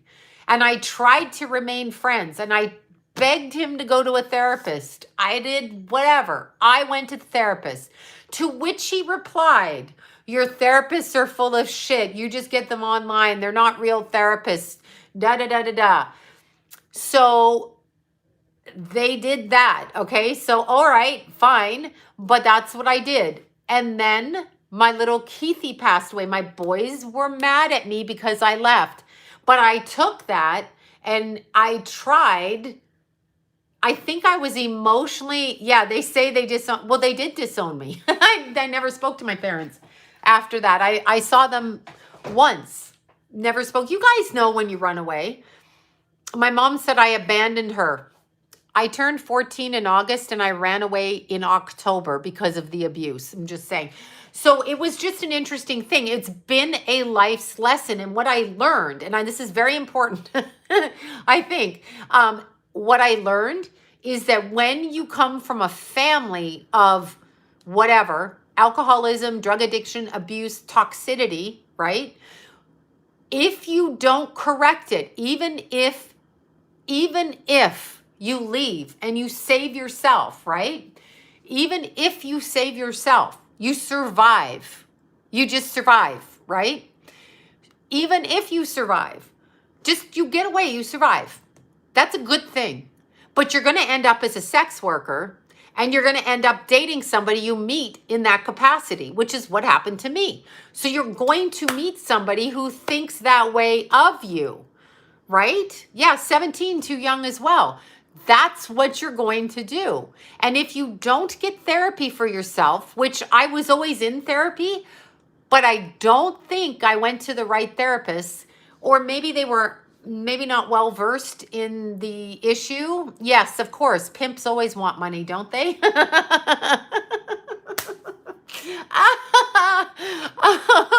Sorry.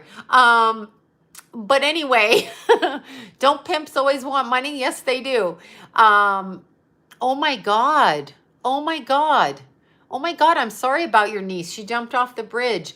Oh my God. And yes, you can't get the readings right. So you just want to stop doing it because you just feel like I can't get it right. So I must be no good. But here's the most important thing. If you come from childhood abuse, if you come from childhood sexual abuse, which if you're in the sex industry, you're coming from childhood sexual abuse. I don't care what you say. Because many men go, no, they're just trying to put themselves through school. Yes, they're trying to do that too, but they are coming from childhood sexual abuse or they wouldn't be putting out for people. There you go. Oh my God, Cynthia, you left before your 14th birthday. And I love it how the adults say, you know, like, I remember John said to me, you left because you had a boyfriend. And I'm like, I was 14. I did not leave because I had a fucking boyfriend. So interesting how people will tell you why you left when you didn't even know the people they're talking about until 2 years after that.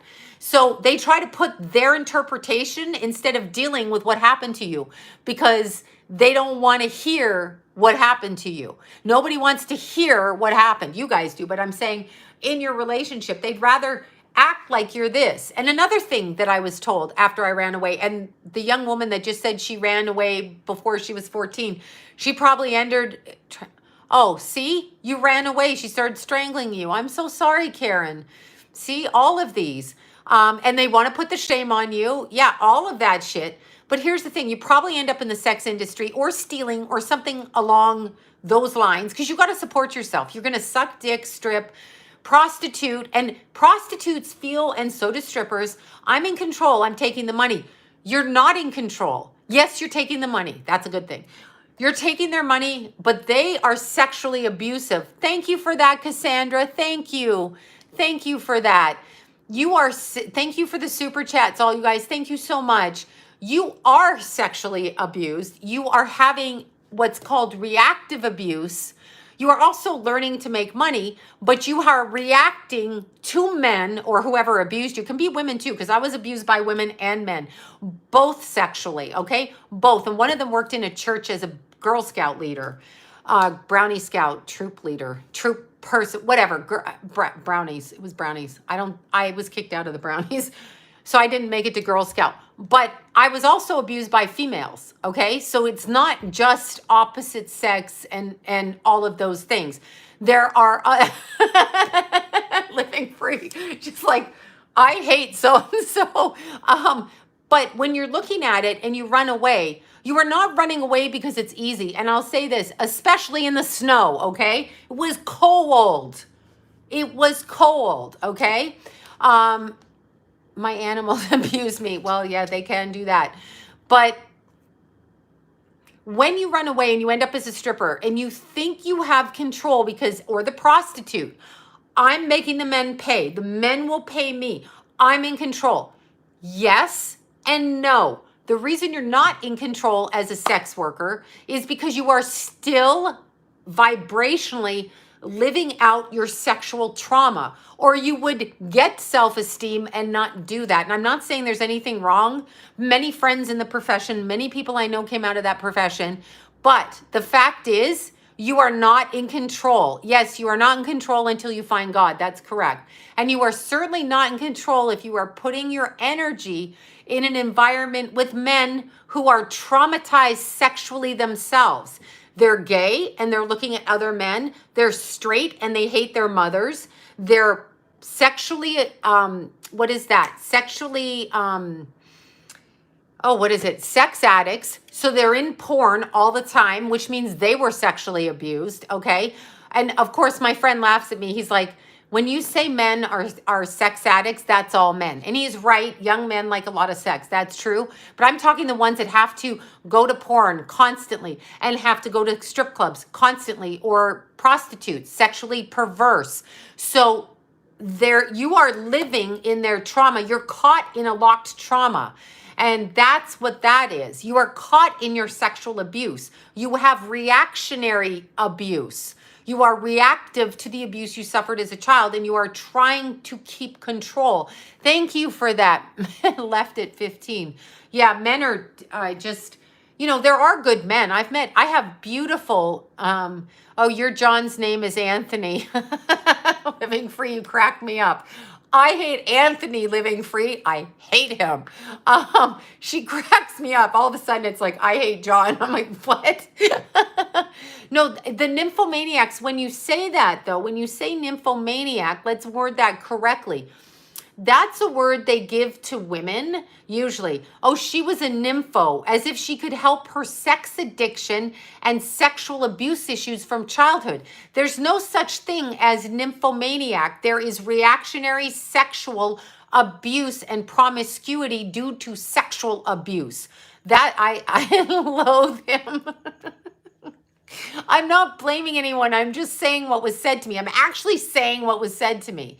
And I married a man I met in a strip club. That's on me. That's not on him. I literally married a man I met in a strip club. But I didn't know where else to look because that's all I knew. So the nympho starts from childhood sexual abuse.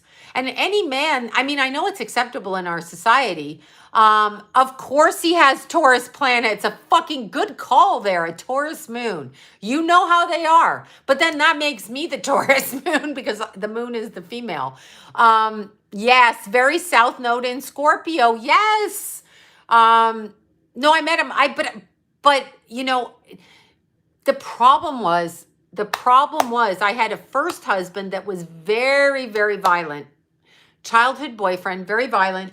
And I was newly out of that relationship and I didn't get therapy. That's on me. If you do not fix yourself and you stay the same, that is on you. No, I was an adult when I met John. I was not a child. I was 20 and he was 40. And he had a daughter older than me who I got blamed because he married me. But I'm like, that's on your father. That's on his part, not my part. In other words, he's the one that had the children. I did not. So that was on him. He had adult children. Why would I think that that would be a problem? I wouldn't even understand that. I wouldn't understand that, right? I wouldn't. So that's on Anthony. I don't think she meant she hates you, Anthony. I don't think it's about you, Curious George. That. But if you do not get therapy for yourself, and I don't care how old you are, you have to find a therapist that understands alcoholism, drug addiction, because if you're sexually abused, you probably had a bunch of stepfathers in the family or a grandfather in the family who, Mew Mew, yeah, Mew Mew's on the bed. She hasn't gotten up. I don't know what's with Mew Mew. She's on the bed. She's hiding. But anyway, if you do not, no, she was not. He was a teenage father and a teenage husband. So no. If you do not get therapy for yourself and you stay the same, some people think staying the same. I hear that all the time.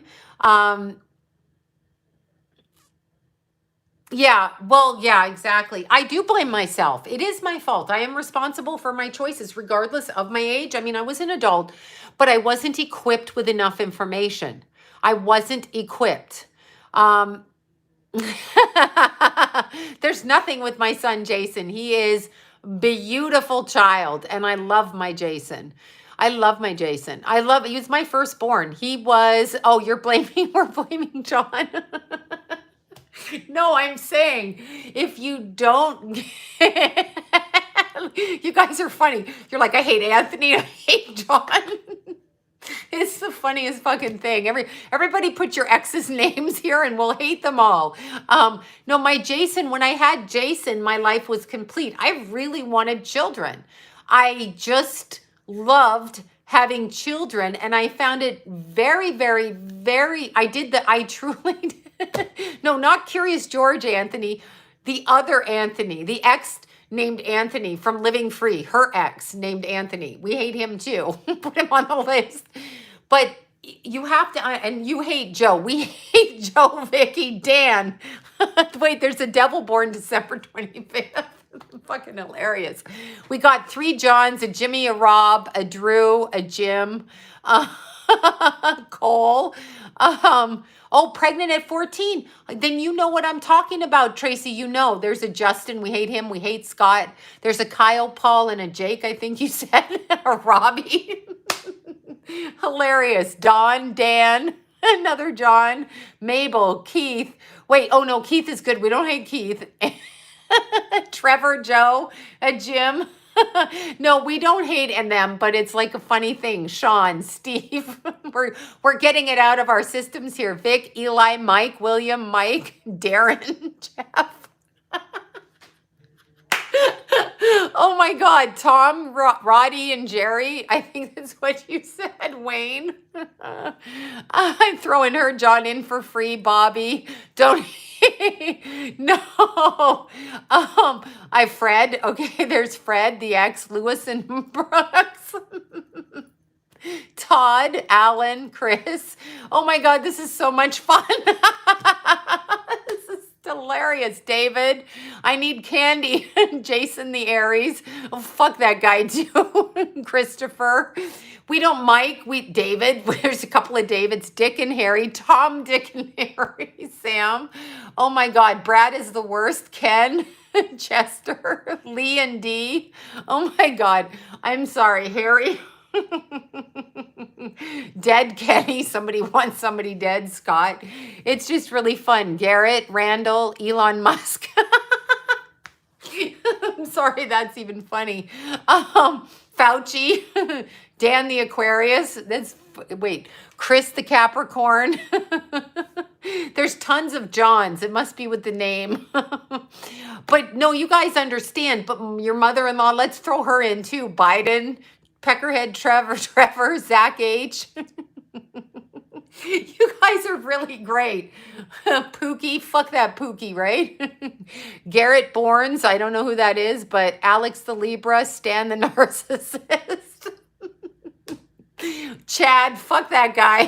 Trump, Bill Gates, Wally, Axel, Satan, Jeremy, Mary. Sorry. This is the greatest ever. We don't really hate them. We send them on with kindness. Joey, Brandon, but we say hate, right? Phil, the mama's boy. Mama's bitch.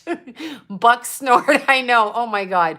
Gruesome Newsome, Billy Goats Gates, Nancy Pelosi, Andrew Grinch, Cuomo, Axel. Are you talking about Axel Rose? Could be Axel, Alex the Aries, Leo. Oh, don't hate Leo, but Leo, Hunter, Swift kicking their butt, Tom Shady.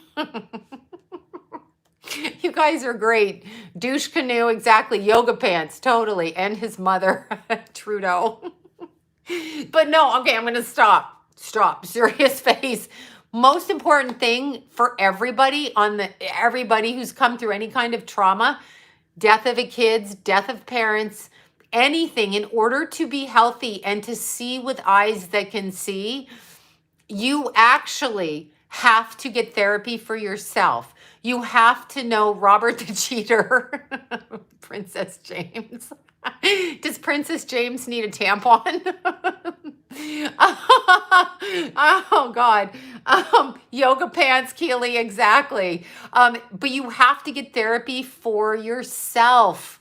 It's not even about them. If you have any kind of trauma in childhood, you will continue to do it until you understand what it is. Robert De Niro. Oh, fuck that guy for sure. You will never, and as a child, the sweaty Eddie, ooh, ugh, stinky, and the government. But as a child, unless just because you run away, you're still taking all of those things in your head that were put in your head by your abusers and the people that made you run away from home, honestly, as a child, when you should be safe. The people that forced you and the family members that didn't protect you and the people that shoved it back in their head. Oh yeah, AB, that guy with his props, that guy. Oh, and Billy Boy Clinton for sure. But you need to get therapy because otherwise you will repeat that pattern. And if you are a stripper, a sex worker, and you meet, I was actually my grandfather. Oh my God, I'm so sorry. There's so many secrets. You also have to be very careful about people that present themselves as being of God. Jeffrey Epstein for sure. Being of God and being religious and going to Catholic church and all of that. Good for you, about to be 50 and single. You know, you have to understand that people hide. Yeah, you don't trust your own judgment. I don't trust my judgment at all. And didn't know about the abuse from my father. Well, it takes a while. I told people in my family, they just literally didn't give a shit. They just literally didn't give a shit. I was told by relatives, yeah, we knew how you were treated and what happened, but, you know, my mom told me this, and they just like to, you know, put it onto you. You wear that like a flag. And if you're in the sex industry, you're a target, especially if you're young. You're a fucking target. You're a target. So if you're a target and you don't understand what they're looking for, you don't understand, then you're going to fall in love with somebody who sees you as that broken child. You may not be a broken child, but they see you as that. And they know exactly how to push your buttons and how to fuck with you because you are showing that. And you assume you assume on some level it's you. Exactly. You assume that it's you. That's what you assume until you set boundaries. And it took me till I was 53 to set a boundary for my own peace. And that is why I left. And I will say this again, most people in divorces are not able to leave a home without splitting the assets right at that moment, okay? Bill Cosby's wife absolutely the fuck knows. My friend knew 20 years ago. So yeah, his wife knows. No, nobody doesn't know. My friend who did, my friend Claudette, who was the set designer, thank you so much. Okay, I don't know why everybody's canceled. I have to check let me write your name down. Okay, HH, can you email me or tell me? Yeah, no, I don't know. I had some trouble on my, it might not be canceled. It might have just said it was canceled, so I have to check. Tell me your real name, HH, email. Anyway, my friend Claudette, who was the set designer on Mad Men. So every time because we used to hike and she talked about all the sets and the stuff she had to get. And, you know, she did a brilliant job. Anyway, her father told her about Bill Cosby when she was a child. So Cosby's wife knows, period. There's no way my friend knew as a 12-year-old and that the wife didn't, right? But anyway, for me, I could not live in a circumstance where I'm defending myself. That's how I felt. I may perceive it wrong and it may be my fault. I'm not blaming anyone. I just chose to step away and get my own space. When I did that, I left my own home, my children's home, and I left my boys in the home, and I redid the home. I redid the home in January and I left in September. So I was redoing the home to try to fix things and it didn't work. So I ended up basically wasting my money and leaving. But anyway, my boys stayed. I did not split the house. I moved on my own without taking one thing. I mean, I took pictures, I took my clothes, that thing, but I'm talking, I didn't divide the house up. So I left that and I still got yelled at for that. I still get accused of being something. So it's kind of interesting. My peace is extremely, extremely important to me at this point. It's extremely important to me at this point.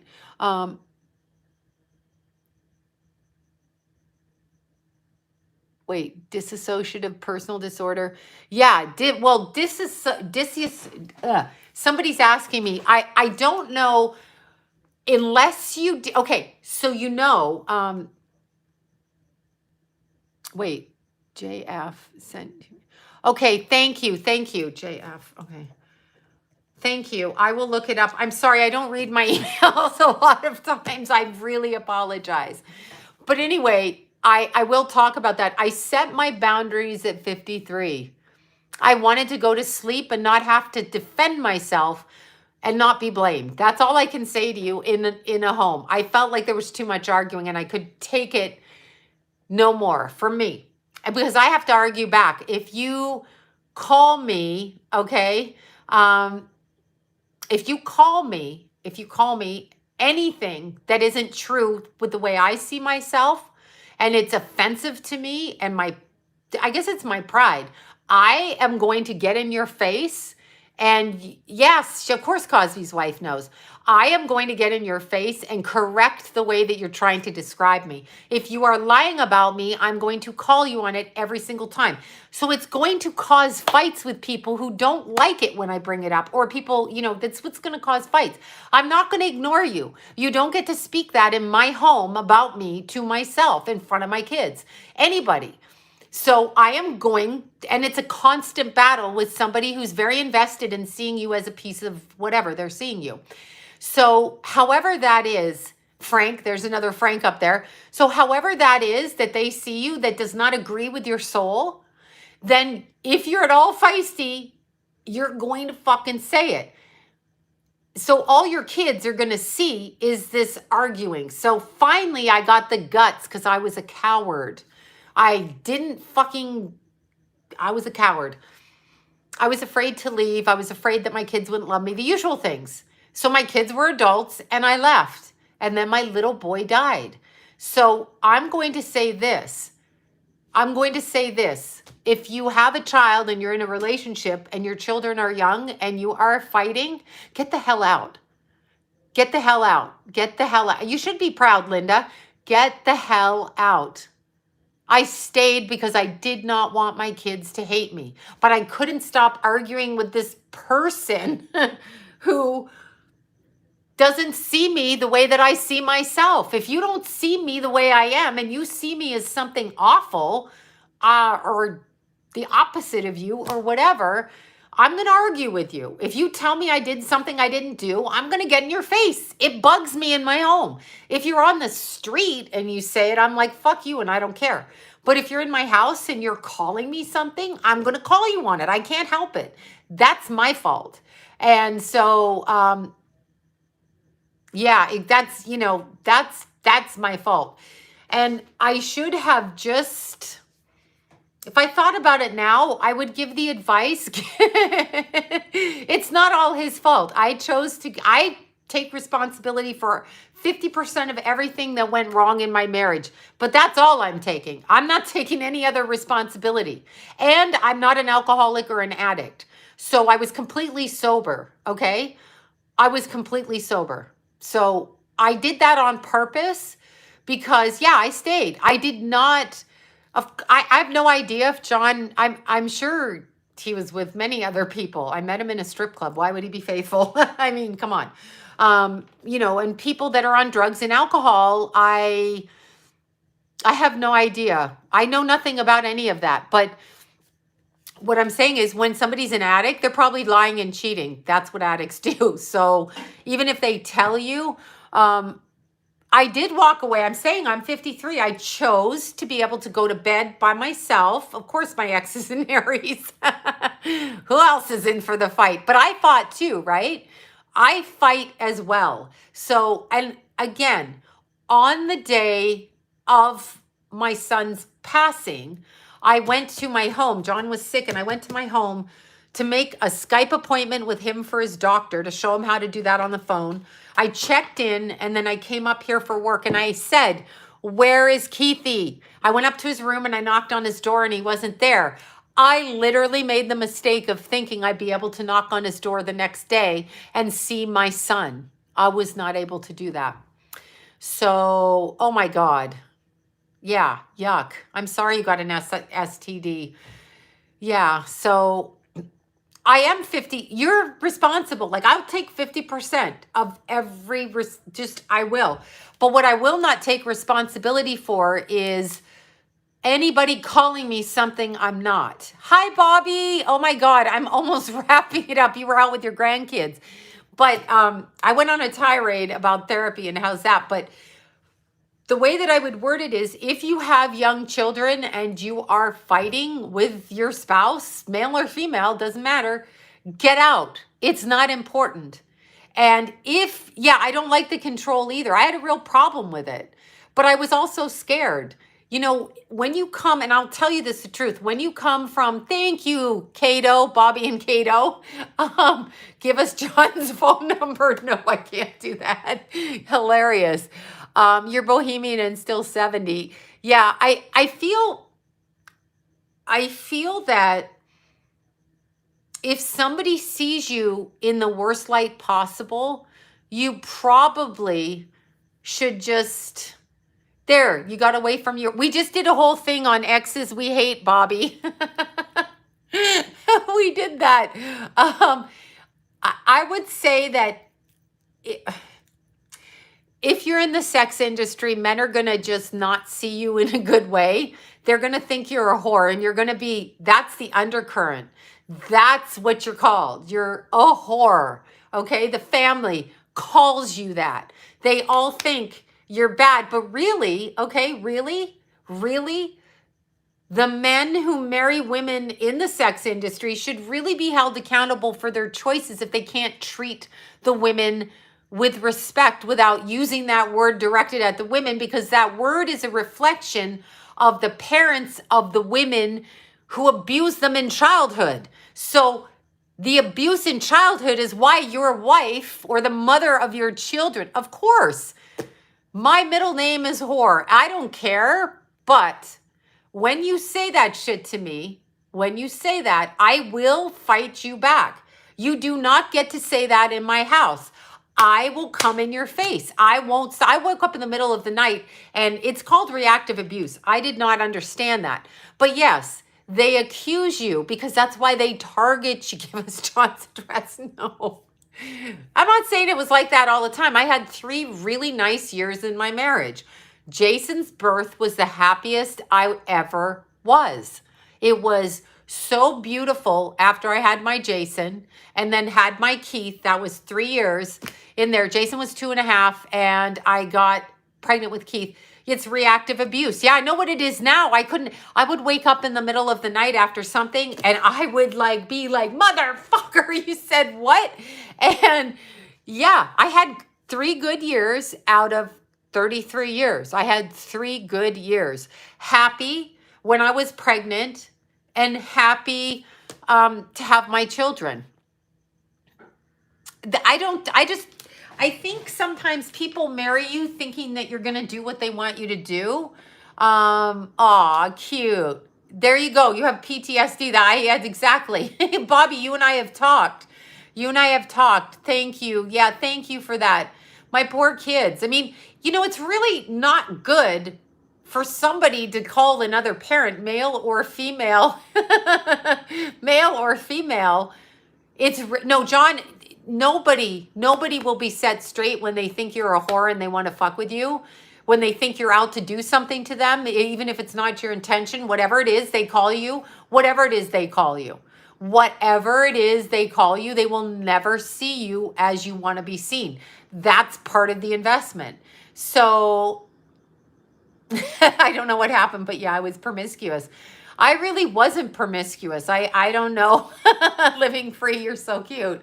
I don't know what to say, but what I would say is you have a right to be seen the way you want to be seen. I'm thinking maybe, yeah, but I can't help it if you're jealous of me. Jealousy, if anybody is jealous of anybody, it's a sickness. And I'm not going to deny I was jealous of him because Jason is a Cancer, Capricorn moon like you. Oh, that's cute, Mel. That's cute. Oh God, what your purpose was. Yeah, I don't know. I know you, Bobby, had the same kind of thing. Yeah, other people's opinions don't matter. Here's the problem. When you have a mother that was a stripper and the whole family is invested in you not saying that. I say it out loud now because they told me not to say it out loud. John was like, I can't marry a stripper, but you're living with me for 3 years, but I can't marry you. I should have walked then because clearly he didn't see me as a person. He didn't see me as a fucking person, okay? And I can't help it if you're not able to strip. Like, I can't help it. But I can actually understand why Harper Valley PTA, exactly. I can actually understand why his family would not like the fact he married somebody who was younger than his daughter. I mean, that's kind of, when I look at that now, oh, I see you're in love with a stripper. Good. That's good. I can see if you were his mother or his children that were adults, why you would think your father, and you wouldn't want to see your father like that, but you would see the new girlfriend as the piece of shit. I can see it because your father's dating someone younger than his own kids. Like, that's kind of like creepy. When you think about it, it's not a good thing. And here's another caveat you don't understand. When you're young and you marry, oh, it's a song? Thank you. I didn't know. When you marry and you're vastly different by decades, younger in age, when you get older, you're going to be punished for that because they're always older. So it's like you're beating up on an older person, but no one knows what they did when they were younger. So you're kind of fucked with that. Oh, there you go. There you go, Bobby. There you go. Yeah, so I know my makeup from sweating, but when all you do is argue. Oh my God. Yeah, exactly. I think people do victim shaming, but Sloan, Kanye West, Merlin. Yeah, that's called a ritual sacrifice if you're talking about them. But let's see, if you're an ex-sex worker trying to get out of the sex industry, making it so hard. Okay, wait, I know. It is hard to get out of the sex industry because you are in control of your money, but it's still, you should get out of it. yeah, I didn't lose my identity in marriage. I fought. In the middle of my marriage, it was a problem. But all I can tell you is if you don't like me, then you really shouldn't be with me. If you think those things of me, you really shouldn't be with me. And I loved my children. Unfortunately, my children were hostage in a war, and my Keithy died, and I just, yeah, it was a problem. And what I loved especially is right after Keith died, I'm venting and thank you, but right after Keith died, his father would say, I lived with them. I lived with him every night. Okay, I was forced to move out due to the circumstances of our disagreements, which is perfectly fair. The only reason you lived with him is because I was forced to move out. In my opinion, you disagree with me, but in my opinion, I was forced to move out. Therefore, 6 months before my son died, otherwise I lived with him for 24 years. So when you say that, you're being ignorant, okay? That's all I'm saying. When you say that, that's an ignorant thing. I obviously felt the need to move out by myself. Jesus. He just, yeah, he was, I don't know, worked in it for over 30 years. Broken people were, they're really broken. Strippers are smart. Yeah. Strippers are smart. Yeah. And they're there. Yeah, I didn't leave my children. I left the arguing. That's different.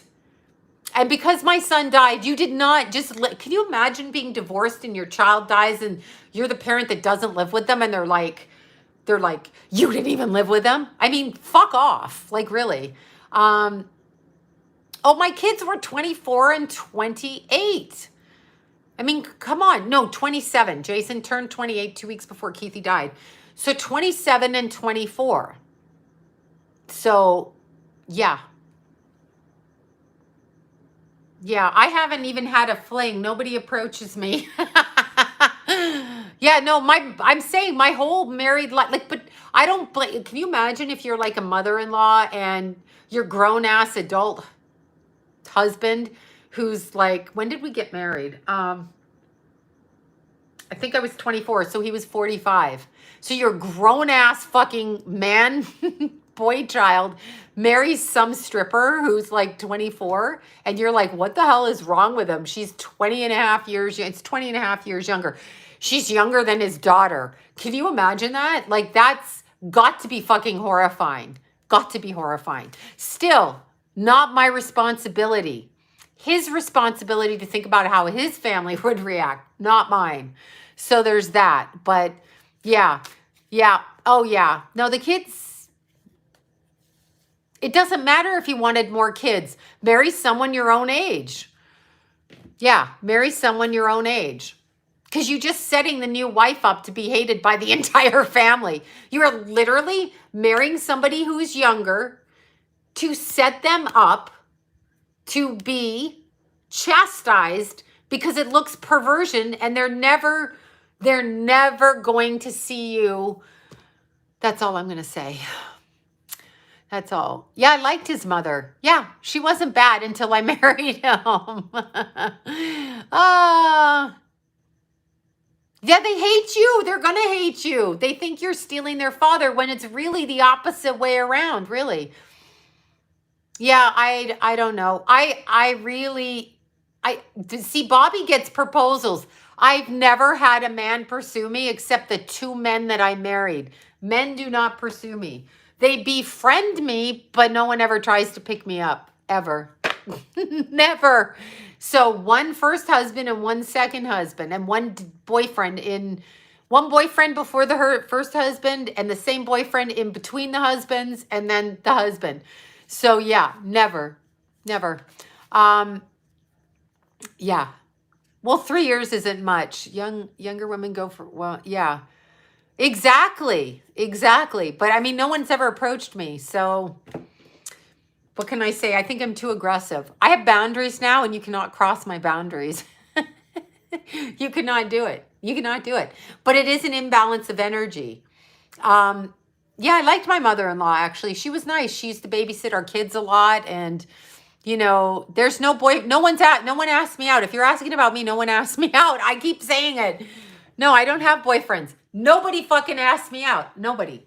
There's nobody. I've been single for 2 years. Nobody. I've got a cat. I am now a cat lady. That's who I am. Nobody. No man. I have man friends. Nobody asked me out. Doesn't happen. Oh, the Vegas. Yeah, I got married, I got beaten, and I got arrested. That's not from John. That was the first husband. That was the first husband. I'm a cat lady with a cat allergy. No, I mean, I'm still around men, but nobody asks. Literally, I don't get emails. Oh, I do get homeless people asking me out. So I appreciate that to all of the young men who are living on the streets, that you cat call me. Now when I get cat calls, you could be male or female and you could be homeless, and I'm like, oh my God, thank you.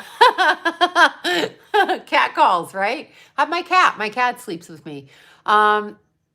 I would go for coffee in Toronto, but I can't get into your country because I'm not, you know. You text me all the time on iCloud. Hilarious. Oh, do I need to wait? What? I didn't even see it. Yeah. Somebody's predicting a man. Where are these men? Whatever. I give up. It does. You know what? It doesn't even matter. My point is, yeah, the homeless men are smart. They're showering on the streets. No one's vaccinating them, and they're outside. Wait, when and how did you find out about the bike? Wait, what bike? Oh, the bike. Oh, okay. Sorry. I'm like delusional. I'm like, what bike? Okay. So from what I can tell from Keith's emails, because I hacked them, Keithy bought the bike sometime in May of 2019, the early to middle part of May. Hi, Alice. So Keithy bought his bike then. I did not know about it. Since I didn't live in the house, I'm wearing my pajama top and my pajama bra again. Since I didn't, oh my God, 7. You could say I learned. Absolutely. I'm so sorry about that, sweetheart. No, I don't need a man to be happy. You just need them to get laid, and not even really. But I mean, it'd be nice to, you know, something, but yeah. But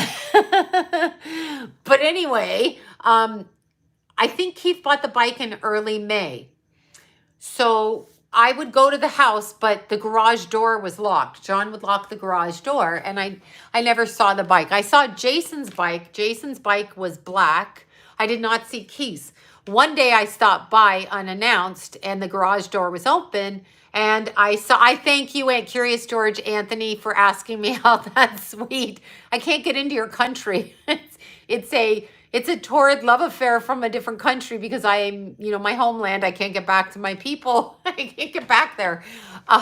Yeah, they did hide it from me. But anyway, I came by the house, and one day the garage door was open, and I was like, I saw it, and I looked, Jason was walking by, and he was laughing, and Keith was walking in the door, and I said, what are you laughing at? Whose bike is that? And Jason yelled, Jason doesn't really lie. Jason, Chatham, Ontario. Jason said to Keith, just tell her it's mine. And I did think Jason bought a second one because he has a tendency to do that, right? So I just said, Keith, you're too tall for the bike. I just remember saying that. So that would have been probably exactly right around Lila's birthday in June, because right around that time frame, and I had been out to dinner with John. We were still friendly, having dinner and doing that kind of thing. I wasn't even going to go through with the divorce, to tell you the truth. I was just trying to get space. But anyway, we'd had dinner on the day that the bike was bought, and it was never mentioned to me at dinner. I asked all the time, how are the kids? How are they doing? How is Keith? Which I should have just talked to my kids themselves, but I was just whatever. But anyway, right around Lila's party, and I was at Lila's party, and the grandmothers were there, and I just started saying it out loud. I think I'm going to bury one of my kids by September. And then I called Arlene, well, on the group text, Arlene and Carol and Estelle, and I said, I think one of my kids is going to die. By September, I need to kidnap the bikes. And Carol said, my garage is free. You can put the bikes in here. So then I called John and said, Carol's garage is free. Why don't we hijack the bikes because I'm afraid one of them's going to die. I really was shocked when it happened, though. So you never really know. Of course, John is grieving. Absolutely. But that doesn't give you a pass to hurt the mother of your children and say the shit like your son hated your guts. You should have heard how he talked to you after your son died. I mean, who says that shit? That was actually said to me. That was actually fucking said to me. You should have heard what your son said about you. And I'm like, why would you say that? Like, why would you fucking say that? And then the gaslighting came in with, okay, the gaslighting came in with, well, you told me he said that. I didn't tell you that. I was afraid my son didn't love me, you stupid asshole. Sorry. But anyway, that's what I got. And then I got physically assaulted the day that Jason crashed his car, 2 days after the memorial party, which would have been the 17th of August when I went into my house. That's what happened. Yes, I know. I know. I'm like, oh my God. I didn't even realize it, but I tried. I got pushed to the floor and I got told that, you know, the whole service was wrong. No one offered to help. My friends helped me. That's who fucking helped me. My friends. But no, that was horrific. He said, you should hear what your son said. And I'm not even lying. Like, I'm straight up telling the truth. That was said to me. I have a hard time saying it because people are going to say I'm trying to be a victim or I want attention. I've already gotten past that. I know Keithy is one of Lila's guides. Lila stood up at the funeral and spoke. But to be told that, I was so broken by that. I was so broken by that. I can't even tell you. I've never, and I don't care if he's mourning when he says that. I didn't say that to him. I did not say that to him. I still took him for dinner. I still bought him clothes, made sure he was taken care of, made all the funeral arrangements, made sure he has the ashes. He has not picked them up. I took all of the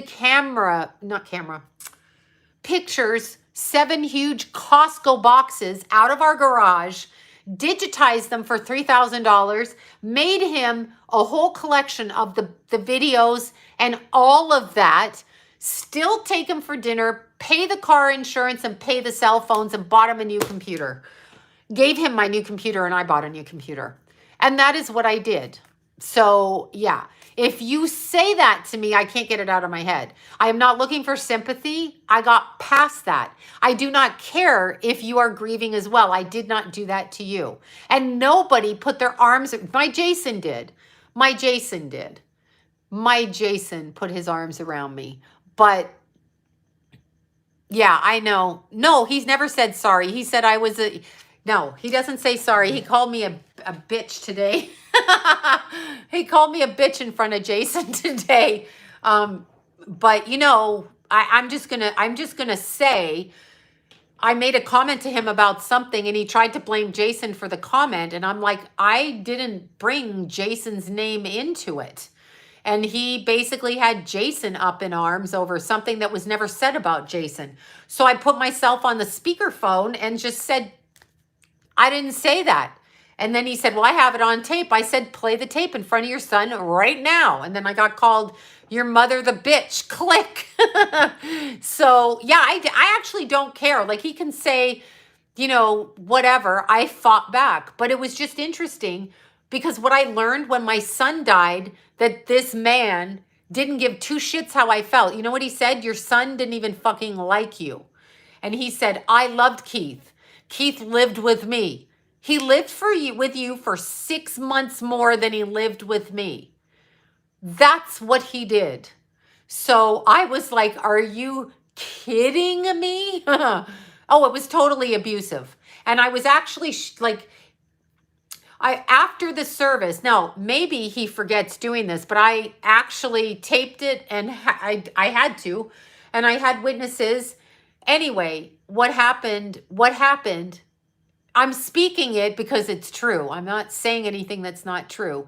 But after the memorial service, 2 days after, and I feel bad because I do understand I sound like a whining bitch on this, but after that service, when Jason crashed his car, I could not reach John. Kenna called me. No, I wasn't a good mom. I fought with the father. You're not a good person when you fight with your partner and your kids here. You're not a good person. I don't care what anyone says. I don't care what anyone says. You're not. You're being a bad parent when you do it. No, John doesn't have dementia. He's always been this way with me. People ask that. He may have dementia now. I haven't noticed it. But Kenna called me and said that Jason crashed his car and that he was kind of not doing well. And I couldn't, reach John. So I drove down to the house. It was about 1 o'clock in the morning. I banged on the door. When I went in, I went, this has to stop. La, la, la, la, la, la, la, la, la, la, la, la, la, la, like this.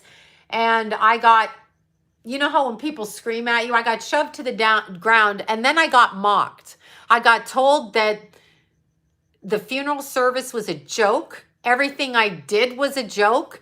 I was the narcissist, which I sound like it now, but I was the narcissist, and I got shoved to the ground. I put my hands up to protect my face, and I got accused of taking the kitchen table, which I asked my boys if I could take the table because it's where I worked and it's the one piece of furniture I walked out with. I had to move out with, yes, John drinks. That's drinking. I don't care if you drink. That's not an excuse. And then I got mocked. I literally got mocked. Oh, you're a coward, just like you were when you were younger, because I put my hands up like this. I used to get beat at home. So if a man comes too close, eventually I'm going to get on the ground and put my feet up so you can't get me in the face, because I've already been punched in the face enough. So that's what happened. And that was after my son died. And that was after telling me my son did not love me, thought I was evil, hated my guts, hated that I took the kitchen table, hated that I didn't buy John a car, hated that I didn't do this, even though I agreed to do that. So that's what happened. No, I don't think it's drinking. He's always been drinking. He's always acted that way. So I just feel, could tell the drinks. I feel you know what? It's hard on everyone, but it's not okay to do that shit. It's not. And I'm bringing it out right now. And if you think it's not true, I'm positive it's true. I videoed it. And I will say it. It's true. Every single one of my friends know it's true because I sent them the tapes of it. My children were led to believe different things and my behavior was not good. It was not good. Anyway, it was not good. So there's that. Yeah, exactly. Well, yeah, maybe that's true. I mean, when you drink that much, you could have a demonic possession. That's for sure. Drugs and that. No, I'm fine now. I'm just saying, soprano, right? I'm just saying that when people say people act weirdly in grief, when I stood up to speak about my son at his service, at his funeral, right? The preacher asked. Now, I asked Keith's father to go to meet the preacher. He chose not to. I asked Keith's father to do things. He chose not to. So, and then said I never asked him, which is a fucking lie because I was always on the phone with Deanna. Deanna, hold the phone while I do this. I would do it and say he's not going to come meet the preacher, whatever. So while I spoke on my son's funeral, or it was a celebration of life, and I spoke, I could feel I was going to get my ass kicked from him. He was going to retaliate against me at that funeral. I could feel it. He was angry about the preacher mentioning Keith's mother. I think my name was mentioned more. Yeah, he did before Keith died. Absolutely. I feel he did. I feel he acted that way. I'm stopping because it was crazy. That's what I'm saying. But I could feel it. I could feel it. And I actually had to step down from speaking about Keith because I could feel it. And I was afraid that I was going to say the wrong thing. So at my own son's funeral, now that's me. I felt it. It could have been whatever. It could have been, he didn't act it, but whatever. And beautiful Lila stood up and she spoke about Keithy, that little 9-year-old at the time. And she wanted me to go with her and she spoke about Uncle Keithy. So that beautiful child did that on her own, which was absolutely beautiful that she did that. Yeah, well, I mean, I'm sure they both were. I'm sure both kids were. Um, he did treat me like that. Yeah, he did. It was the most abusive marriage, and we were both abusive. Anyway, I don't know why I just said this. I promised I wouldn't come on here and do it. And there is no excuses for drinking. Just because you're a drug addict and an alcoholic does not give you the fucking right to do that to anybody, because it just doesn't. And I was appalling that I fought with him. I couldn't understand. I couldn't understand why he would say the shit he did. Like, I just couldn't understand. Like, something, I'm so stubborn. I'm like, why are you saying this shit to me? When somebody does that to you, we need to teach our children to walk the fuck away from it, because the person is never going to ever see you like that. And it's just really, yeah, well, I feel like he says he didn't turn them, but yeah, they were doing things they shouldn't have been doing. And you know what? No, somebody else saw me losing a child in the chart, but it's just really, you don't need, they will never see you or give you any kind of credit. No, you can't make sense. He still will not, do you know it's been 2 years? He still does not get therapy, tell me he misses me, unless I say, don't you miss me? Because I'm so fucking stupid. I gotta ask. Like, I'm just shocked that I spent 30 years and this fucker doesn't say he misses me. You know, I mean, whatever. But, and the funniest thing, did you end it? Yes, I ended it 6 months before Keith died. I didn't end it. I was still always in the house, but it was so interesting. Kenna, Jason, little Michael, Lucas came for Thanksgiving last year, and I didn't want to cook, and I wish Keith had been there, because I ordered from the smokehouse, you know, the beautiful smokehouse, and they have the garlic bread and it's super yummy. Anyway, I ordered that dinner, and I ordered the prime rib and all of that. And so I ordered that dinner and I paid for it, and I was meaning I went and picked it up and bought, well, no, they picked it up, but I purchased it. And I thought, I never did this when Keith was alive. I always cooked, and I'm not that good at cook. So I was like, oh my God, right? Yeah, you're never going to value somebody who's desperate for love. And I was desperate for love. So I wanted I wanted my kids to love me. I wanted to be in a happy marriage. So when you're codependent, you aren't going to be valued, because they can smash you in the face. You're never going anywhere, because you need to be that, right? Anyway, so we had this nice dinner. Lucas and little Michael came over, and they brought dessert from their parents. Cindy, Lucas's mother, makes the best carrot cake. It's so fattening. She's like, eat it for breakfast. I'm like, I'm not going to eat it for breakfast, Cindy. That's going to be the death of me if I eat your carrot cake for breakfast. I'm going to like gain 35 pounds. But anyway, so the kids were here. Keep in mind, 33 years. John is here. Kenna is sitting beside John. This man at my Thanksgiving table, the first one after my son dies, pulls his wallet out and says to my son's friends, my son and his girlfriend, look at my ex-wife. This is what she looked like. And I'm sitting there going, did he just fucking pull his ex-wife's picture out? Like, I've been with you for 33 years. You have never pulled a picture out of your ex-wife in front of all of these people at Thanksgiving dinner, the first one after my fucking son died. That's what he did. You know what my Kenna said?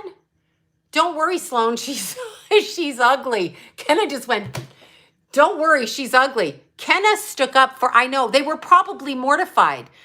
I know, he actually fucking did that. After I bought his dinner, after I had him in my house. He had it on his phone. He had the picture on his phone. That's what he did. That's what he did. He literally did that. I've cut ties with him. I was like, and then I didn't say a word. I said not one word until everyone left. And I said, do you have a fucking problem? And he goes, and I quote, yes, of course he was drunk. It doesn't matter. Stop saying that to people. Is he drunk? If you drink and you do that, you're a fucking asshole. Here's what he said. I did whisper dementia to him. Here's what he said. Well, they want to know about my life. They're going to want to know about Keith's father. I said, then you should have told them fucking 24 years ago. They've been in our house for 20, like all of Keith's, all of Keith's life. They've been in our house. You have never fucking mentioned that.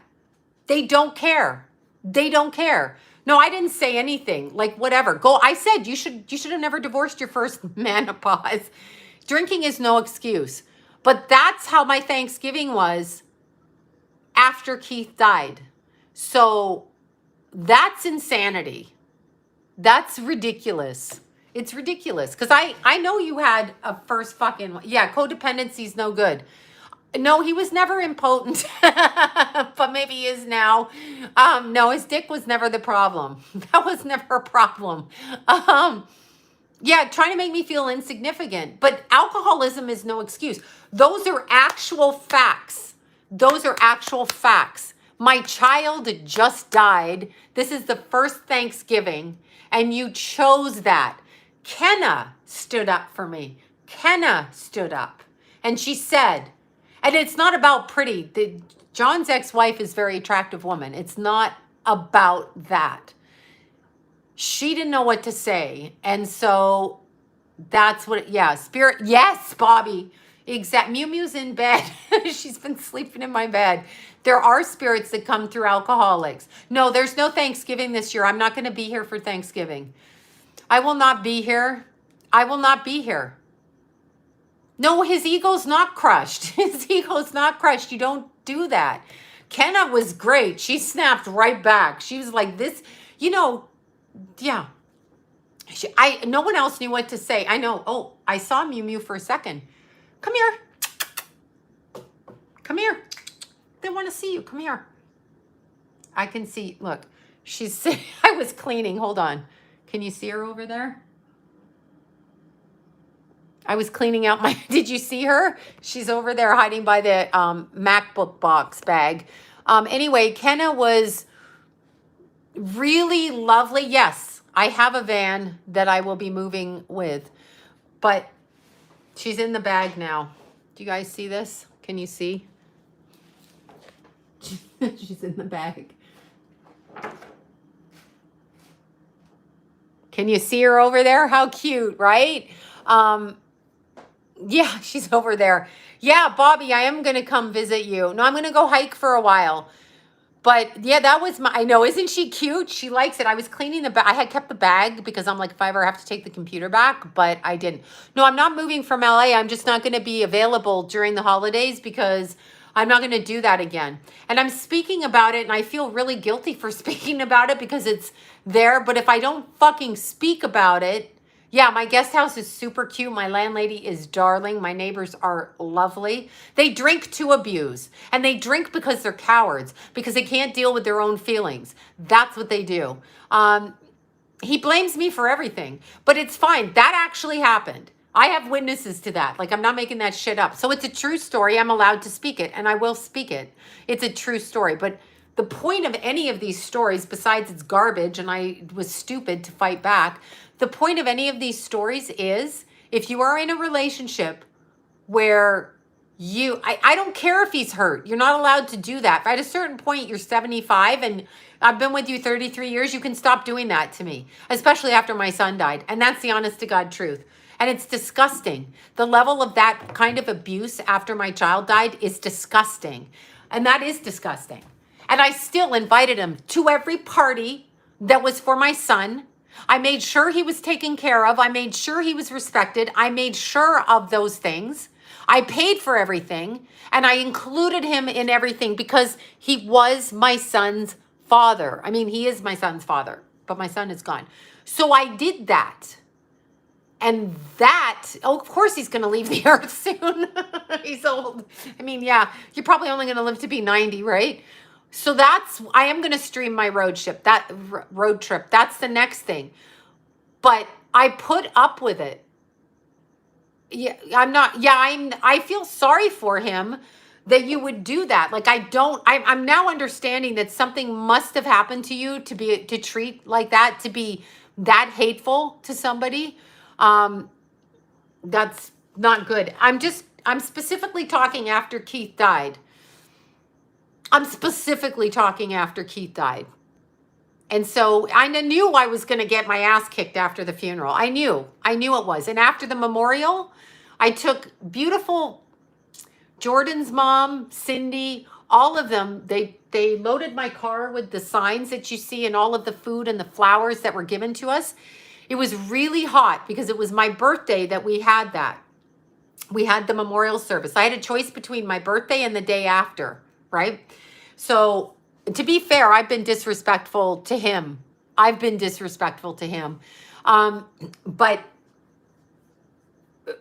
I was not able to deal with things when I was younger, but I worked really hard on myself and I've tried. I'm not the best, but I'm trying. I'm trying to be a better person and a better parent and a good mom to Mew Mew. And Mew Mew and I are going to be married. So I'm married to a cat. I'm a cat lady. But I tried to bring, I don't know. These people were so gracious. And it's just, it's interesting. He just, I feel like it was self-defense, but he'll tell you he was defending himself from me. But it's not. To tell the mother of a dead child that her son didn't even like her and thought she was evil, and you should have heard how he talked about you behind your back and how mad he was, and the story twisting like that. Oh, see, that's good if they drink and become sweet and loving. I haven't experienced that yet. That was a real problem for me, and I'm speaking about it because it was such a fucking problem for me that if I don't tell people about it, I'll go crazy inside. But that was so evil to me. It was so sickening, and I tried so hard. Yes, his words don't count. He's a piece of shit for saying that. I get it. But it was so just whatever. I was so actually shocked when that was probably the most hurtful thing that was ever said to me in my life. And by the way, I asked Keith, you guys can see this. It's very messy. But this is our childhood kitchen table right here, right here. Look at the mess. These are my workout clothes from hiking. The cat sleeps in them there. But this is my childhood kitchen table. My kids were raised eating their food at this table, and I did every single reading during the day when my kids were in school on this table. It is the one piece of furniture I took out of the house. And I asked my boys, it was really wrong. No, it was wrong. I wanted to get out as soon as I got pregnant with Keith, and then I got pregnant. No, I stayed for my children. It was wrong from that point, and I knew it.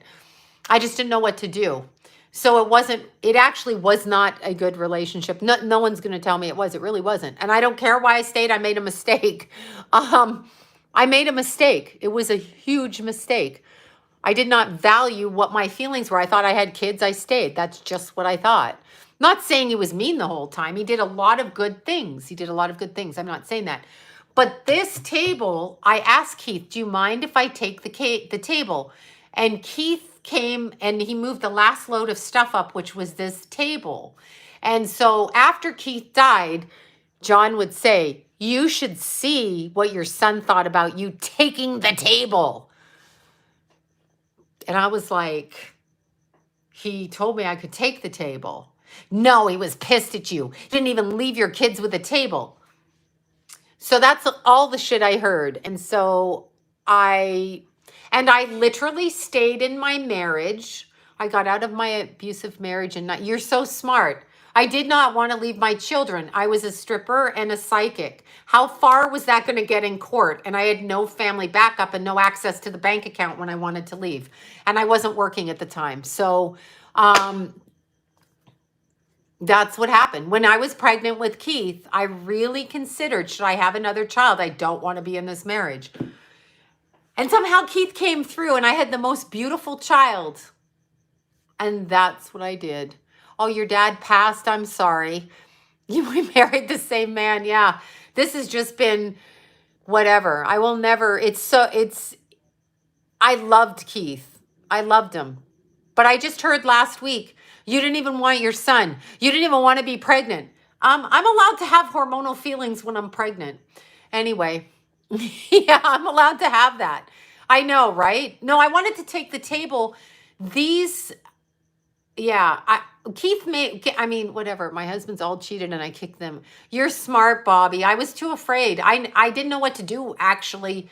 I didn't know what to do. The truth is, I wasn't smart enough emotionally. And I was really kind of scared of being by myself. And what if I lost my children? And then they wouldn't love me. That's really what I thought. And then people said, one lawyer told me last week, and he probably has a point. He said, that's stupid. You could have researched and gone and got a lawyer and done this. And I'm like, but I didn't have access to the money. He goes, they would have put a lien on the house. And I'm like, but my name wasn't on the house. So I really didn't have the educate your daughters, educate your son, educate your kids. Yeah, you remember, no, the table, I literally, do you know how many clients sat at this table? Jason's a Cancer, Keith is a Sag. All my clients for 20 years sat at this kitchen table. They came to my house and they sat at my kitchen table on this table. Look at this table, y'all. You should see the people. They would sit this table. My kids would eat dinner and breakfast, and my clients would sit, like literally come to my house and sit at this table. That's why the table was so important to me. And I probably shouldn't have taken it, but Keith said he'd buy another table and he helped me move it in here. He came up with Johnny, my mover, and that's what he did. So yes, see, you understand it, Lori, but you've probably understood what. Yeah, I did. I loved him the whole time. Yes, I tried to be a good wife. I had 2 or 3 nervous breakdowns. I was on psych meds in the middle of my marriage, which I talked about. You know, I did all of those things.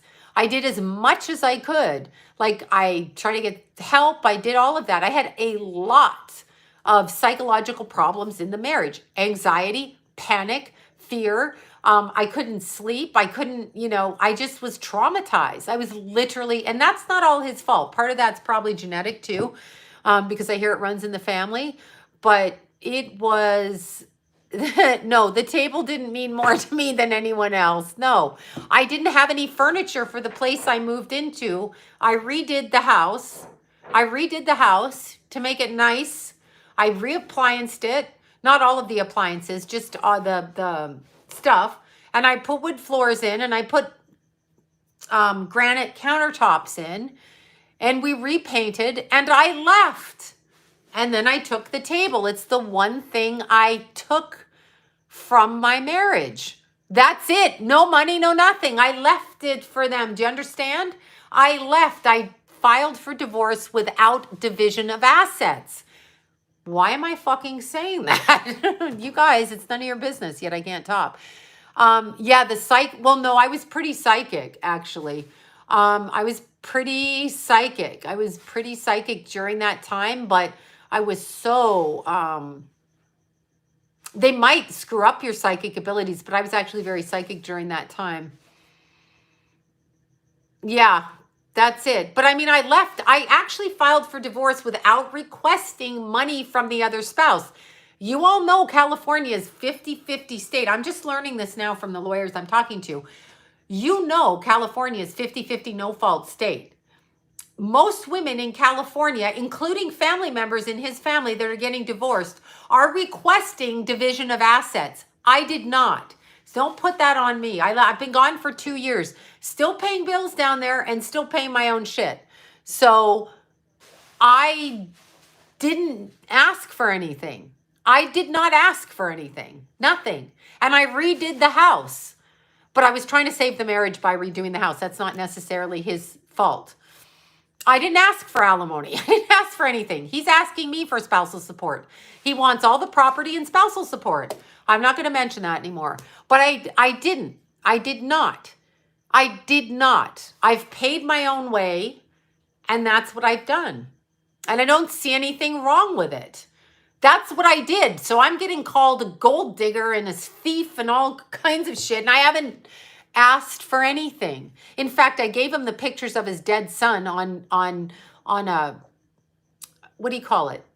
A disc. Thank you so much for that.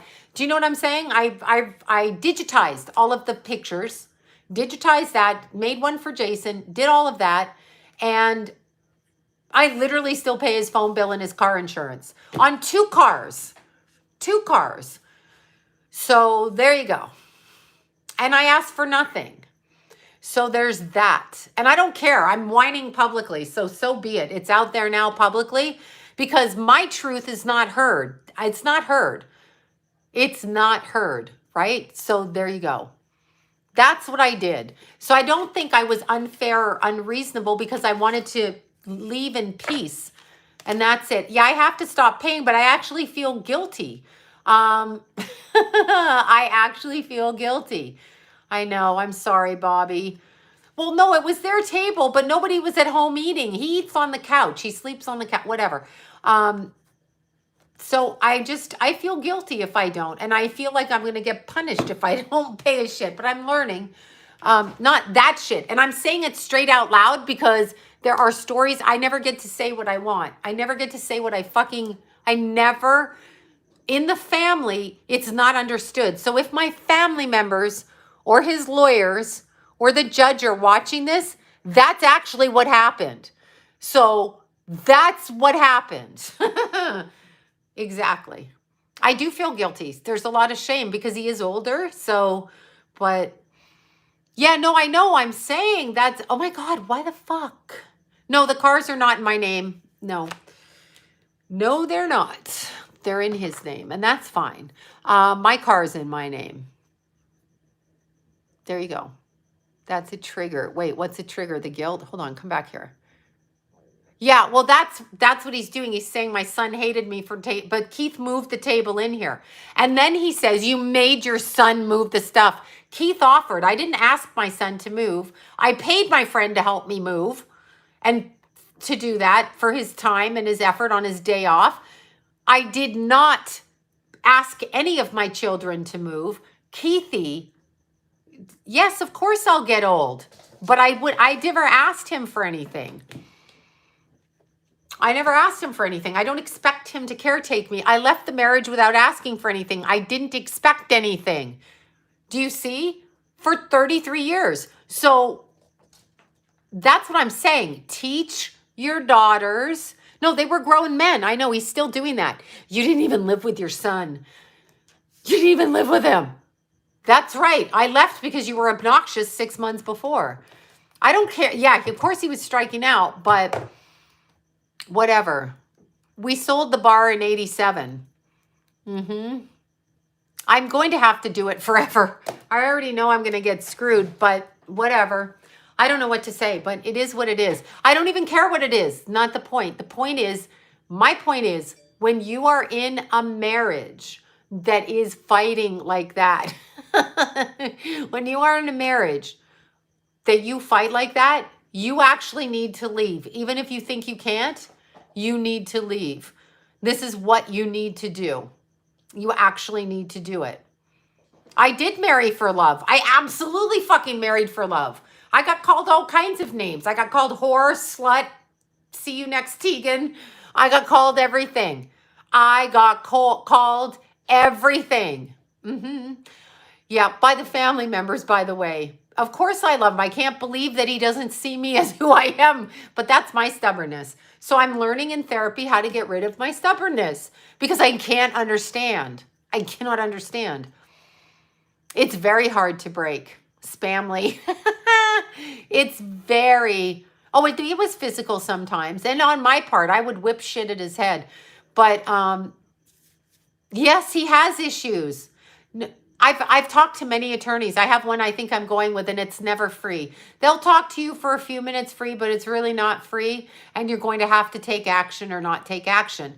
But still, California is a 50-50 no-fault state, so that is what it is. I mean, that is what it is. Yes.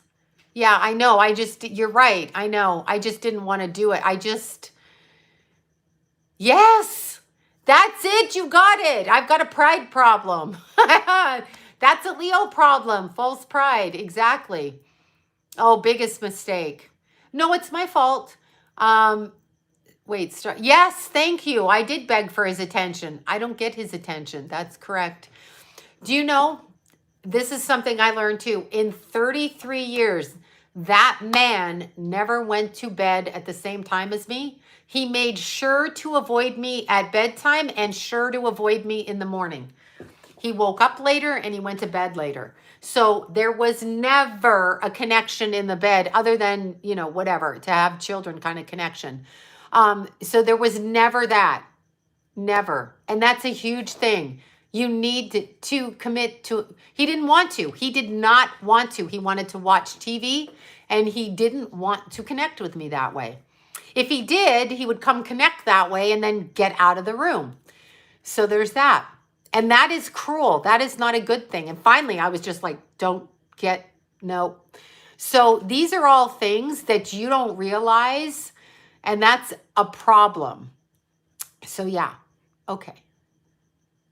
Wait, oh, they avoid you. Yeah, well, he always says he was completely faithful, which I don't believe. Kenna definitely stuck up for me. No one else did. Kenna was like, fuck you. But I mean, still the ex-wife wasn't ugly. She wasn't. She was cute. Yeah, I know. But because he can't. Yeah, that's exactly. I couldn't center myself. That's right. Yep. Oh, it's. Where are you? I never know where she is. Yeah, I don't know what he has. I don't know anything he has. I never asked about that. I literally never had a joint bank account with him. We had a joint one once, and when I used the money for something to repaint the house, he called me a thief, and that was the end of the joint bank account. So we never had that, and I don't know how much, I don't know anything about him. I never asked because it wasn't my business, so I didn't think it was my place. That's what I didn't think. I would ask. It's a trauma bond. Oh, you're so smart. Absolutely. Absolutely. I'm going to stop. I've already said that. Yeah, I don't know if he works now. No, he's retired now, I guess. No, there was no real marriage. It wasn't a real marriage. There was no marriage. It was two people married. He did work. Yes, he does not work now. He does not work now. He's retired. Yeah. Yeah, that's it. That's it. I'm trying to cut the cords. Randy, I'll write that name down. Thank you. Yes, it's a trauma bond. Now I just have to disconnect from it. I have no idea, you know, I just heard this weekend that he told a different story about what I was doing. He owned his own business and he had other people working for him, and that's all I know. It was in aerospace, and so that was good. I mean, I'm not saying he didn't work. He owned bars, he owned restaurants and that kind of thing, but do I really know? I just went with him for lunch and dinner and things like that, and that's what I know. Let's see, he might have to sell the house. He's convinced he won't have to sell the house. He's convinced he won't have to, and he's convinced that I will pay his mortgage till he dies. That's what he's convinced of, which I find really interesting because I now understand how men would feel if a woman said that. It's like, what? Yes, thank you. I'm reading it. I know. I'm not trying to neglect him. I just don't think I should be responsible when he did what he did, you know? I don't know. Doesn't he have it made? Yeah, this bitch buys him dinner and everything. You know, he buys dinner too at times, and he's bought flowers and things like that. No, I'm not paying the mortgage. No, I have to hear about that, how he paid the mortgage for 30 years. No, I'm not paying the mortgage. And by the way, did you women know did you know that in California, if whoever pays the mortgage, man or woman, if they write the mortgage check, they get more consideration in the divorce than the person who did not? Even John was perfect. You're not responsible for him. Yeah, I know. Yeah. Well, I'm not saying it's heartbreaking or not. It's just, it took me till I was 53 to get over the childhood trauma. That's what I'm saying to you. I literally lived a life from what I experienced as a child because I never California is fucked. I never, okay? Never. And if you talk to him, he'd say I was a bitch who cheated on him all the time and a slut and a bad mother. I think he said he made a mistake marrying another woman who was a piece of shit mother. A leech. You would be told all of these things, how he did everything. You would be told that because that's how it goes, right? But the problem is truly that if you do not cure your childhood trauma, and that's on me, that I didn't cure my childhood trauma. If you do not cure the abuse in your childhood, you will marry it, and that's what you will do. I'm separated. I'm not legally divorced because he won't do this until I agree to his terms. They pick you on abused women because you are, yeah, okay. I wasn't hot in bed according to him. I was a fraud. I was a fraud. He said I was a fraud in bed because he married a stripper and he got me. Yeah, baby. No, I don't agree with that either. I don't agree with that either. I became a mother. I wanted to mother my children. I don't have to fucking take care of you that way. That is a problem with strippers because they probably don't like sex as much as you think because they're in the sex industry. Okay? And so, no, Jason wants a family. Yes, thank you. I wrote down her name, Living Free. Exactly. So what I'm saying is sex workers probably aren't going to be the most sexual because we've been sexually abused and we're in the sex industry. We've seen men that pull their dicks out in public and jack off in front of you that you don't even fucking know, that are secretly gay, married to other people, So we see all of that shit. They're married and they're spending their family's money on naked women in bars. So yeah. No, I'm moving on with my life. I did move on. This is just hitting me right now. I'm just doing this right now. So I was a fraud. That's what I got told. You were a fraud. You were a leech. I married a stripper. You're a fraud. I would never marry a stripper. Well, why are you living with me? These are things that I was told. These are red flags, people. Don't do it. Don't do it. Exactly. No, I'm doing that right now. But I don't know why I went off on a tangent on Halloween.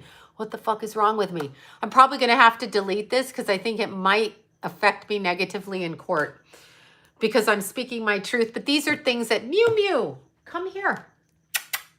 Come on. Come see what mommy has. She ain't falling for it. Musel isn't falling for it. Yeah, I allowed the behavior because I didn't want to get kicked out. John didn't leave his first wife. His first wife left him. So from what I know, his first wife left him. I don't really know, though, because I wasn't there. And they're probably both 50-50, like I'm 50-50. I stayed with him. He says that. He goes, you want somebody younger. I don't have anybody, buddy. Nobody. I literally have nobody. Okay? I got Mew. I'm a cat lady. I did not leave you for any fucking man. Trust me. Yeah, you probably are, John, creeping on her. Well, he knows it's true. He knows it's true. He knows it's true. He lived it. He has to fucking know it's true. Yeah, he's a gaslighter. Oh my God. Well, he said that to Jason. He brought Jay. Come here. Come on, sweetness. No, come here. Ow, don't bite. I got her. Are you giving me this is my girlfriend. Do you see? I'm a cat lady now. Look at Mew, you guys. Look at Mew. Hi, Mew. Hi, Mew. See? She came to me through Keith's Girly. Hi. Oh, she's mad at me today. I was gone hiking all day, so she was super mad. Okay, go. There she goes. Yeah, all of them in. Yeah, anyway, the gaslighting happened with, it's always okay for John to have a younger woman. I'm the gold digger. I know his family should take a fucking look at what he did. I'm a lesbian now with the kitty. No, I'm not having sex with the cat. Don't go there. Yeah, I want. Is he gay? You know what? Well, I don't know. I don't. I mean, I might think more he doesn't like women. Yeah, I might think. I know she's punishing me for leaving. She was like this all night in my face. Mew, mew, mew, mew, mew, mew. Yeah, I don't know. Well, he looked sad at the memorial. Yes, he did. But you know what? We're all fucking sad. Every single person who loved Keith is sad. That does not give him an okay to do what he did. It doesn't. It does not give him an okay. I was just as sad, and I chose not to fucking attack him. I chose not to attack him. It does take two to tango. But here's the thing, CJ. It does take two to tango. You're right. I'm beginning to think you're his see you next Tegan daughter or some family member. It does take two to tango unless there's abuse and addiction, in which case somebody's a victim of abuse and addiction, and that's not two to tango. If there's a vast age difference, there's an imbalance of power, and when you're coming from childhood abuse, you don't fucking know it. Even though my husband of 33 years said to me, CJ, just so you know, said to fucking me that I was more worldly than him at age 20 because I was a stripper. I was more worldly, which is another way of calling me a slut to my face and saying I took advantage of him. Do you understand that? That's fucking abusive. So shut up. Seriously. That's seriously. So just shut up with that. Just shut up. Seriously. That's what he seriously said. I said, you met me at 20. You are more fucking worldly than I was. This is a man that owned bars, was dealing cocaine at the time, or doing it, whatever. I do get it. I do get it, CJ. But it doesn't take two to tango in that. I should have fucking walked away from it. You're correct. Okay, CJ is deceased. Oh, I don't know. Anyway, I don't know who it is. Wait, whatever. But I'm telling you, it didn't take two to tango with that because I wasn't more worldly than him. And when I said I moved to California on my own, do you know what he said? I had no help. You know what he said? Here's what he said. He said he moved here at 18 and it was more difficult for him because his mother set him up with somewhere to live and he was a man. But I was 20 and because I was a fucking stripper, it was easy for me. That's what he said. You see how it always goes back to me and I'm a little bitch who gets things easy? Did you see that? Yeah. Anyway, oh my God, I just went off. I can't talk anymore. This is why I have to get off of here because that's what he said. And he also said I was a con artist like my son. And he also told my son, who the neighbor called the other day, now I'm outing his secrets, he's going to deny this. The neighbor called me. Two people called me on my way home from Palm Springs last weekend. The neighbor called me and asked if my son was okay because he was on the street with his head down like this on the sidewalk. Someone had to pick my son up because his father said that he already lost one child and he lost two children. It didn't matter if he lost a third. Who fucking says that? Who fucking says that? Who fucking says that? And then Jason said, I understand what my dad meant because I was riding the motorcycle. So he said that to my Jason. Jason is he said that. He said that and then he kicked my son out. Then he kicked my son out again today because he tried to blame my son for telling me something, which my son never told me, nor did I ever say my son told me. That's why I put him on speakerphone. That's what he did. Fuck him. He did that to my Jason. Fuck him. Jason doesn't need that right now, and I care very much. I'm sure he cares, but that's what he said. Oh, it's totally abusive. It's totally. My sons grew up in that. I was a two-bit whore. That's what I was called for 30 years. Two-bit whore. You know I'm not making that up because that's something from the 40s. So Jason, yeah, I know. Pray for him. No, Jason was not fine. Jason was upset by that. He does sound bipolar, doesn't he? Maybe he is bipolar.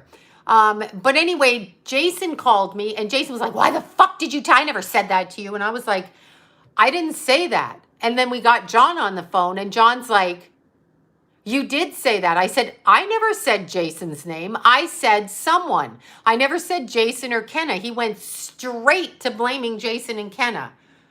Yeah, no. So that's gaslighting. So here's the thing. Oh my God, what is wrong with me? I gotta stop talking. Anyway, my daughters were little. Yeah, you're so smart. Of course he's gonna need therapy. No, he won't get help. He won't get help. But anyway, it does matter. It's the demons in John. Oh, he's definitely possessed. Yeah, it's got to be something. You know, it's got to be something. So I know so people are mean on here. It's my channel. I can do what I want. I don't know, but you need to talk as well. I know, but do I need to talk publicly? But the truth is, I've always been scared of speaking publicly where I came from because Jason called me. He did. I've always been scared because it's embarrassing to me that is actually going on. It's actually embarrassing to me that my son died and I was told that my dead son hated me after my son's funeral and almost punched in the face by a man that stood over me and yelled at me. That's a problem for me. So I kept it secret, but that's the reality. So he's unwell. Yes. I can put a Scorpio curse on him if you want. No, I don't want the curse on him. Yes, only demon. You're right, Bobby. You're right. You're right. You're right. I'm speaking the truth. He can come after me all he wants, but that actually happened. So I have the tapes and I told enough people that they know. There's enough people that heard it. There's enough, and I'm really, really sorry because this makes me seem like a victim. I'm not a fucking victim. I put myself in the marriage. I married an older man. I didn't deserve how it turned out. Yeah, Jason loves John a lot. John thinks Jason's a con artist like me. John thinks I'm a con artist. That was the last conversation. Your therapists see this and back you up in court. Yeah. Yeah, I know. Literally. Yeah, I mean, I don't think, I'm not a victim. I'm not saying it. This is just what the fuck happened. And by the way, just to give you a perfect example, when I took my kids to Florida to meet my mom, they met there when they were little, but me and John, Jason and Keith went to, Keith was 10, Jason was 13. That was in 2005. My mom was still alive. She was around 75 at the time. I hadn't seen her since I ran away from home, really. Yes, they were. All three of us were. Anyway, and so were John's older kids. It's by no accident that Jimmy died of a drug overdose by a man that was on drugs and condones drugs in the house. That's another fucking thing. John did not speak up against not doing drugs. He fought me and said, we can't all be perfect like you and not do drugs. So he never gave the message out there that drugs were bad, okay? You know, whatever you are, whatever. Anyway, we went to see my mom, and my mom said at a restaurant in front of the whole table, in front of my sons, she said to one of my sons, looking at one of my sons, she looked at me and she said, I don't like him. To his face. These two are identical, right? Hi, Mindy. I've been blathering on, I've been doing I got to get off of here because it's ridiculous. Well, the divorce court judge isn't going to understand anything about him. It looks like me. It looks like I'm bad because I'm younger. You understand when you show up as 20 years younger, you look like the gold digger. Even after 30 years, that's my fear of going into court. Yeah, no, he enabled his son to do drugs for sure. And I don't know that he understands it, but if I said don't do it and threw the drugs out of my house, which is what well, you can't tell a judge this stuff. They don't care what you did in the marriage. They only care about money. Judges aren't there to deal with your personal emotional dysfunction, which apparently I have right now. Yes, this stuff is for a therapist. You're 100% fucking right. I didn't say it wasn't for a therapist. I didn't say it wasn't for a therapist. So yeah, no, drug use matters. Yes, exactly.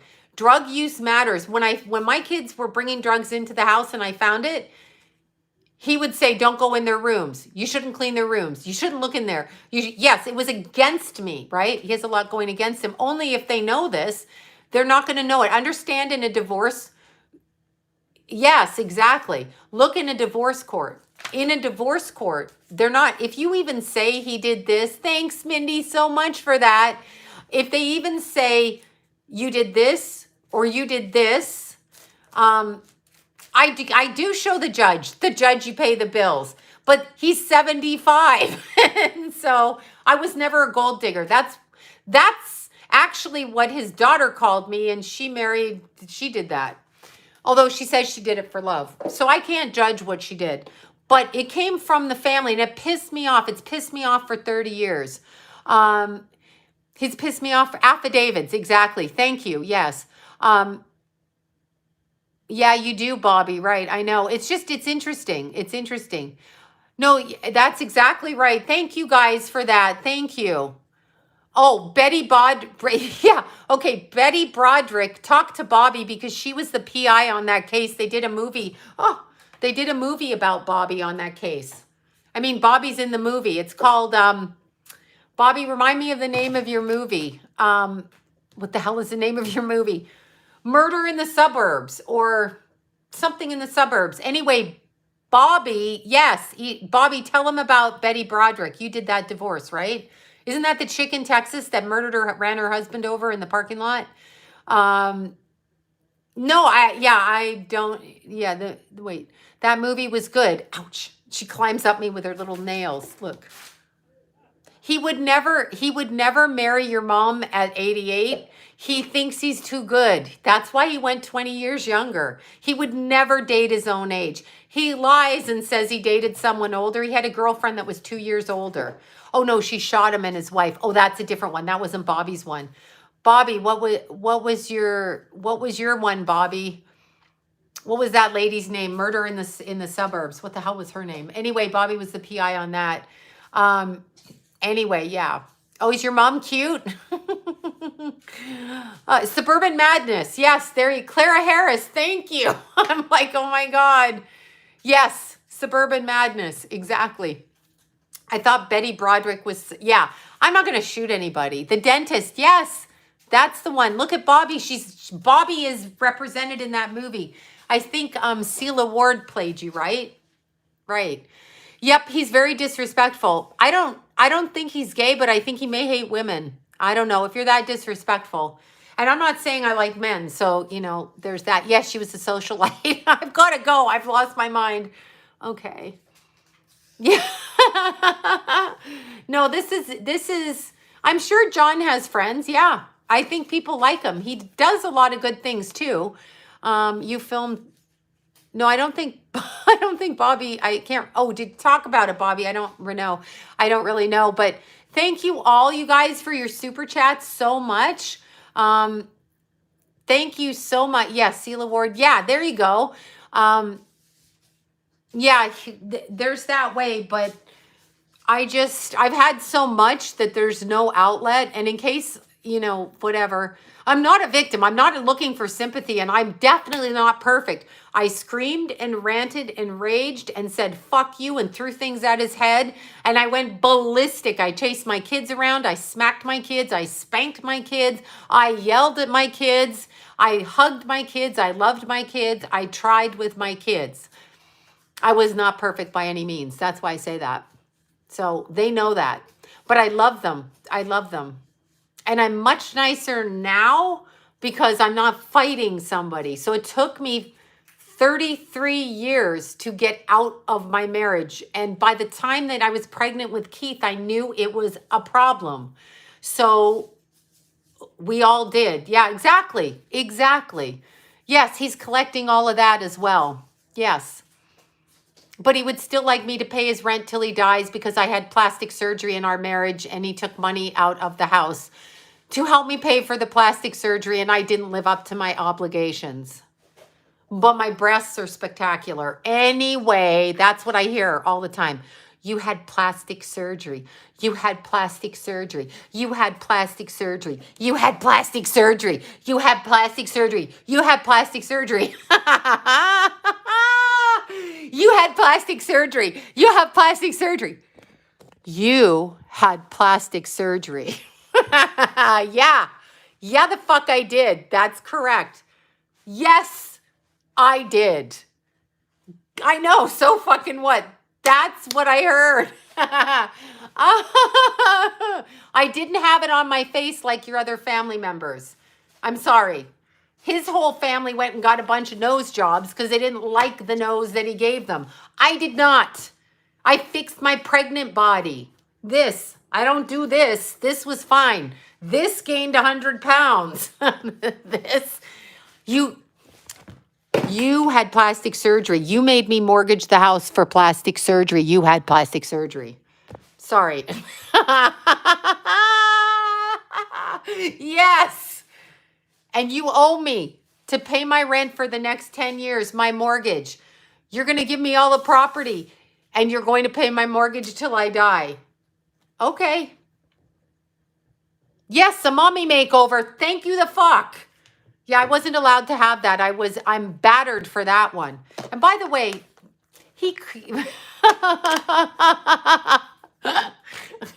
once again, ladies, I had plastic surgery. I did. It was in 2003.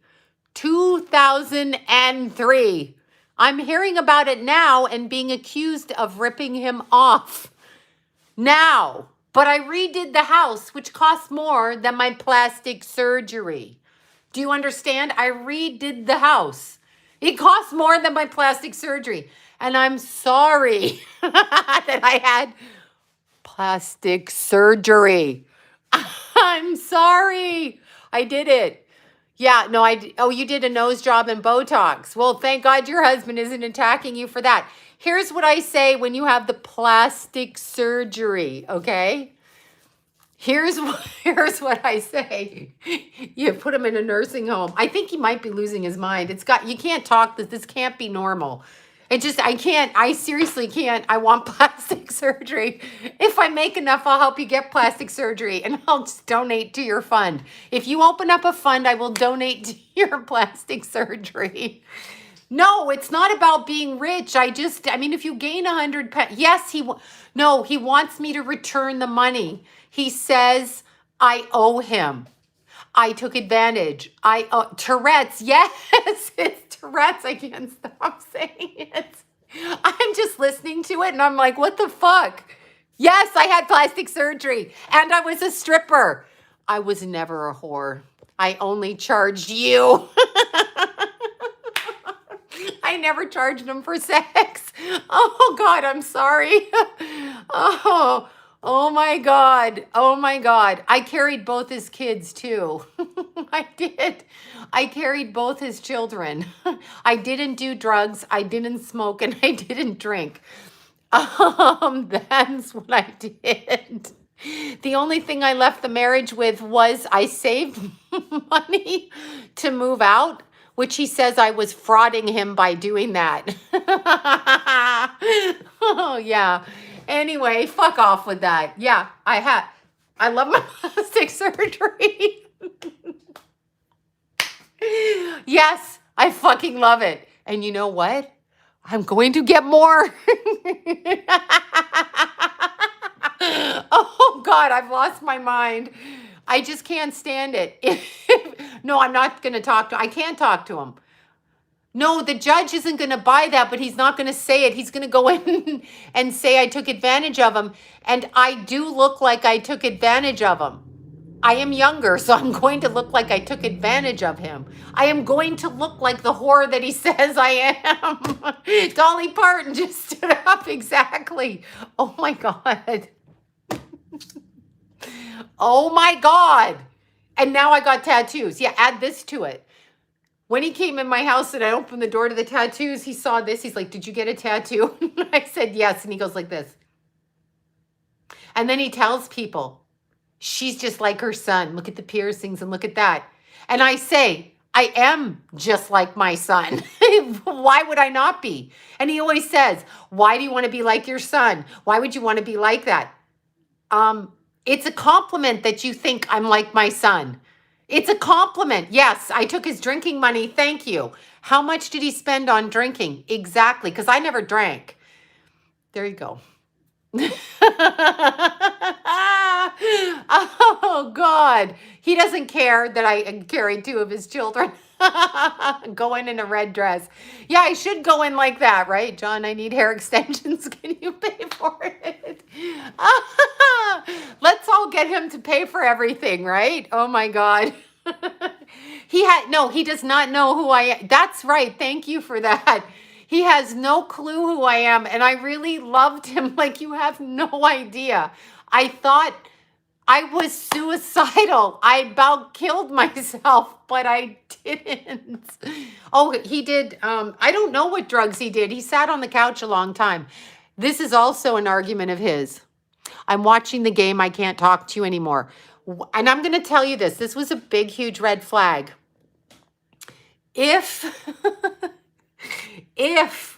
you talk to somebody who is laying on the couch and you're asking them a question, okay?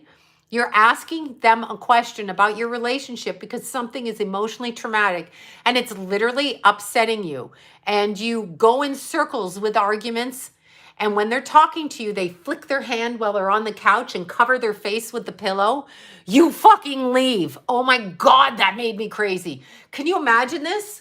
Flick, and cover. He literally would cover his face like this if I asked him anything on an emotional level. He'd flick. And then he had my kids going like this at me. Anytime I said anything like clean your room, you can't bring drugs in the house, you can't drink and drive, and then they'd all do this at me. This is the shit they would do. It's a wonder that I didn't jump on that couch and dig my nails into his head, but I didn't. This for years on the couch, this flicked. Yeah. So finally I fucking left. Like this. He did that. Oh my fucking God. He did that since day one and I couldn't fucking understand what it was. And he covered with the pillows that I bought on the couch, he covered his face. I don't know what John does for money. He ran a business. He owned several bars and restaurants. He really did. But I never really saw him work. I saw him hire people, including me, to work in his bar while he went to other bars. And he did work for a while, but front lawn hose, very effective. Yeah. Oh my God. That's what he did. He literally fucking did that. My eyes would go in circles and I'll be like, yeah, no, I have to settle the property issue. He does not like women. He doesn't like, he did the entire marriage in front of my kids. And in fact, Jason, I used to call Jason and say, I didn't cheat on your father. What your father's saying right now is a lie when I would leave the house. And Jason's like, I don't listen to you two. So it was he hated his mother. He had to Clara O'Neill, plastic surgery won't fix you. It won't fix your disliking yourself, but it will lift hanging skin off. Oh no, it pissed me off. I couldn't, honestly, I told you. Is he gay? He might be gay. He could be a closet case and I don't know about it. I don't know. I really don't know anything real. I really don't know him. I'm just thinking about it. It's strange. Yeah, I'm just thinking about him. Of course he's hiding money from me. Yes. He thinks he's accusing me of hiding it from him. He's saying I'm stealing from him. So the rule is they're doing it for you. I have a futon here. I got it for Keith and Jason can stay here. Exactly. Does not sound like it. Does not sound like he's gay. Yeah, I don't think he's gay, but I mean, he could be. Yeah, too much. Yeah, I don't know what it is. It's just unfucking believable. Check under his mattress. I can't get into the house anymore. I've been kicked out. Jason was kicked out today. Jason was kicked out today for doing something he didn't do, and I never said he did. So we caught John on the phone and Jason put the phone on speakerphone. And then Jason said to me, why am I getting blamed for something I didn't do? I said, that's why I divorced your dad. That's why I left. So that's exactly. So restraint owners have money. Oh, restaurant. Yeah, I think he lost a lot of it, truthfully, because there was a lot of drinking and drugging and stuff. I have to disclose mine. He's disclosed his. But, yeah, California doesn't care if you're a meth addict. You could be a crazy crackhead. Crack is whack. California doesn't care. If you tell the judge that, no one cares. You're going in and I'm working and I'm 20 years younger. it's going to be a problem. They're going to think I'm a whore and they're going to fucking fuck with me. So I'm going to get screwed. But here's what I did. I said last week, and I'm putting this out there. I'm actually putting this out there for my own fucking protection. I literally said to him, you can keep the building and you can keep the house. I will just sign the divorce. Like, I will just sign the fucking divorce, whatever, and I'll walk away with nothing. He still wants spousal support. I can't let that happen. That's fucked up. Yeah, assets don't lie. Exactly.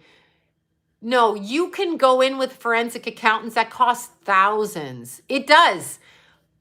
Yeah, it does sound like John. I do think John is a Satanist. I'm now going to say that out loud. I gained 70. Oh, there you go. So you would need the mommy makeover. 50. It isn't. It is 50-50. But when you're old, or you're the not. Let's say you're a mom and you're the non-working spouse. If you're the non-working spouse and you don't have it, your spouse is going to pay. But here's the thing. A lot of the times I couldn't work because I was having nervous fucking breakdowns. Yeah, he doesn't want me to sell the house. And he says, yes, I can get half the house. No, I can always get half the house. Here's the problem. I'm going to put this out there. You all know my personal business. Here's what I did. I made a mistake. Women, don't do this. The lawyer scolded me. No, we have a male judge, unfortunately. We have to do where I filed and it was a male. Yes, exactly.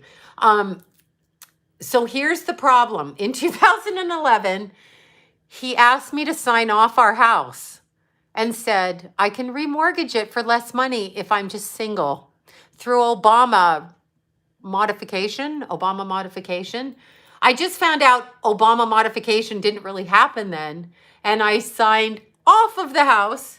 And he put the business building in my name. Yes, I did that. Yes, I did.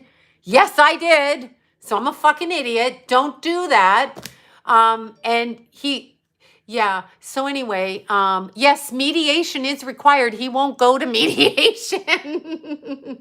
Yeah, he signed me off the house and he lied to me. He told me he would put it back. He didn't put it back. So now I talked to a lawyer last week that almost gave me a fucking nervous breakdown. And the lawyer said to me, how dumb are you? And I'm like, I was dumb. He's like, you knew better. You were old enough. So I'm like, I'm an idiot. I'm a fucking idiot. He goes, why would you do that? I said, because he told me to do it. I mean, whatever. And in 2008 yes, he planned it out. Oh, he fucking planned it out. In 2008, he didn't trick you. I just didn't let you know the truth because it's embarrassing to me. It's embarrassing to me. I married a man and I stayed with a man, wasted my entire life. And that's what happened. But in 2008, I can't even say it. I can't even fucking say it. We wanted to get a mortgage for his business so we could get some more money out. He didn't have the credit, so he asked me to put the business into my name. And then I got hit with 10 grand in taxes that he owed the business. When I took the business over, I had to pay the 10 grand in taxes. However, it's community property. No, I'm the con artist. Yeah, exactly. That's what he did. So I ended up paying 10 grand in taxes back out of my own money for his business. And I own a building that's taxed to the max that I don't have a key for. And I've never been able to get into on my own. So there's that. Yes. Yes. No, don't be sorry. I was stupid. I don't know why he hates his mother. I'm just assuming. Yeah, that's okay. And on Tuesday, I finished my tattoo. There's the good news on that. And the even better news is I'm going to have plastic surgery. More of it. I may do something different. I may get bigger lips. I may make my eyes like this. I may put a diaper bun on me. You never know. Yeah, he might get me murdered. I don't know. Yeah, I know. You know what? It's fine. I was silly. You're right. I don't like his mother. Oh God, you guys. Small balls. Yeah. You know what? I just learned though. No, I didn't do that much. I don't do Botox. Okay. Yeah. So that's what happened to me. That's actually what happened. I was stupid for trusting him. You're right. Um, I was stupid. You can get a plastic surgery for Mew Mew. We can pay Mew Mew. I can pay for a cat house for Mew Mew. Um, so that's actually what fucking give us another close up. The close up of the plastic surgery. Here it is. It lives right here. It lives right here. And they're spectacular. Wasn't that a Seinfeld? They're real and they're spectacular. Um, yeah, exactly. Exactly. I know it was a total mess. Well, when you marry a man that already has kids that are older than you are marrying a man that has a lot of baggage. You are also taking on all of his debt, all of his idiosyncrasies, and all of his problems. He thinks you have problems because you're a stripper. The problem is your ass is tight and you look fucking cute naked. That's the problem. But yes, I could do that. I can definitely make my eyes bigger. I'll do that when I'm a bit older. Seinfeld is on next week. He was supposed, yeah, well, I guess he was supposed to be my husband, but then I'm thinking I must have been a very bad person in a past life. Um, I should get a locksmith. I can't do that to him, quite frankly. I can't do that. No, Jason doesn't deserve that. He called me a con artist, like your son. He's calling Jason that. He's calling me that. Who does that? I'm not changing my looks. I'm not. I'm joking. He keeps saying I have plastic surgery. I already have my boobs. The only thing I do is take them out.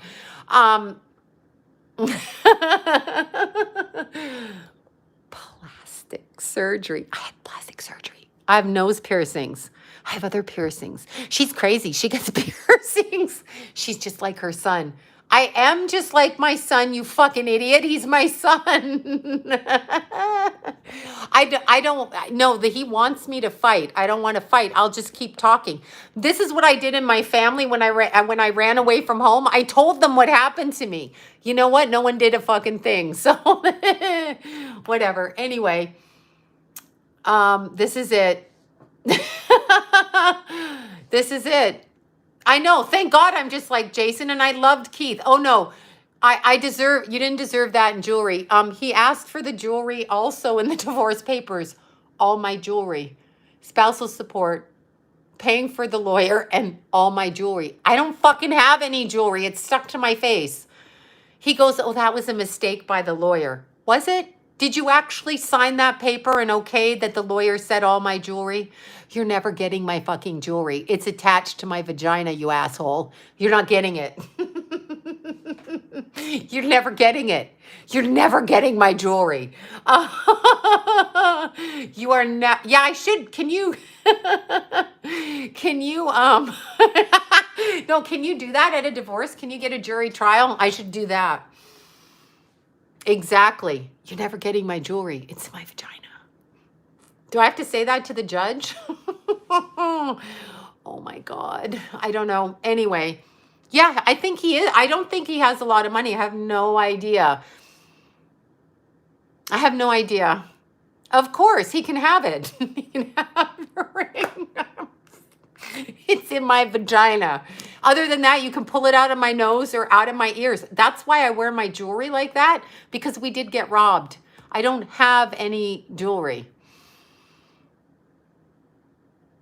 Yeah, he doesn't have any respect for me, that's for sure. Yeah, exactly. I don't know what to say. I don't know. Do not marry a Taurus. I'm never getting married again. I did leave. It took a lot. I really loved my husband. I married him and I loved him. So I dare you to come get my jewelry box, Your Honor. I don't have a jewelry box, for God's sakes. Yeah, I don't know. I do feel he's evil. I will, thank you. I do feel he's evil. I wear rock. Yes, you sent me beautiful rocks, Bobby. You sent me that. Yeah, he doesn't care about me. He literally said to me before I moved out, no, he works for himself. The last straw, I could let you hear the tape of the last straw. I sent one of them to Bobby. She was like, oh, Jesus Christ. I sent her the most recent tape. But there was a tape when he kept calling me a derogatory religious slur for a particular kind of person that Hitler killed. He kept calling me that. Now, I'm not that race, but he kept calling me that. And he kept saying, you're just like your son. And it was over the money that he thought I was making. Yes, he was. Yeah, he is. Exactly. There's nothing at my house but the cat. We go to dinner and that's good, but yeah, there you go. Well, anyway, what was I saying? No, you can't hear it. If I let you hear it, it's disgusting. I can't even. It's embarrassing to me. But he just kept calling me the name of the people that got killed in Germany, calling Jason the name of the people that called in Germany. I sent it to 5 different people. I didn't have money when I married John, so I don't think he did that. I was just wanting him to like me, and I don't think he did. No, the judge might not be one of those people. But anyway, he said that, and he just sat on the couch calling me every fucking name, and I kept listening to him, and then I was like, why am I listening to you? And I tried so hard. I said, please don't make me leave you. I literally begged him. And yeah, I know. I know this man does not like me. I literally begged him, and he wouldn't. He would not. So I literally begged him. No, he's always been like this. He does not have dementia. He might have it now, but he's always been this. I know. The jewelry box is on my vagina. That's where my most expensive jewelry is. My most expensive jewelry is attached to my vagina. Now deal with it. I mean, come on. Oh, God. No, my jewelry it is attached to my vagina.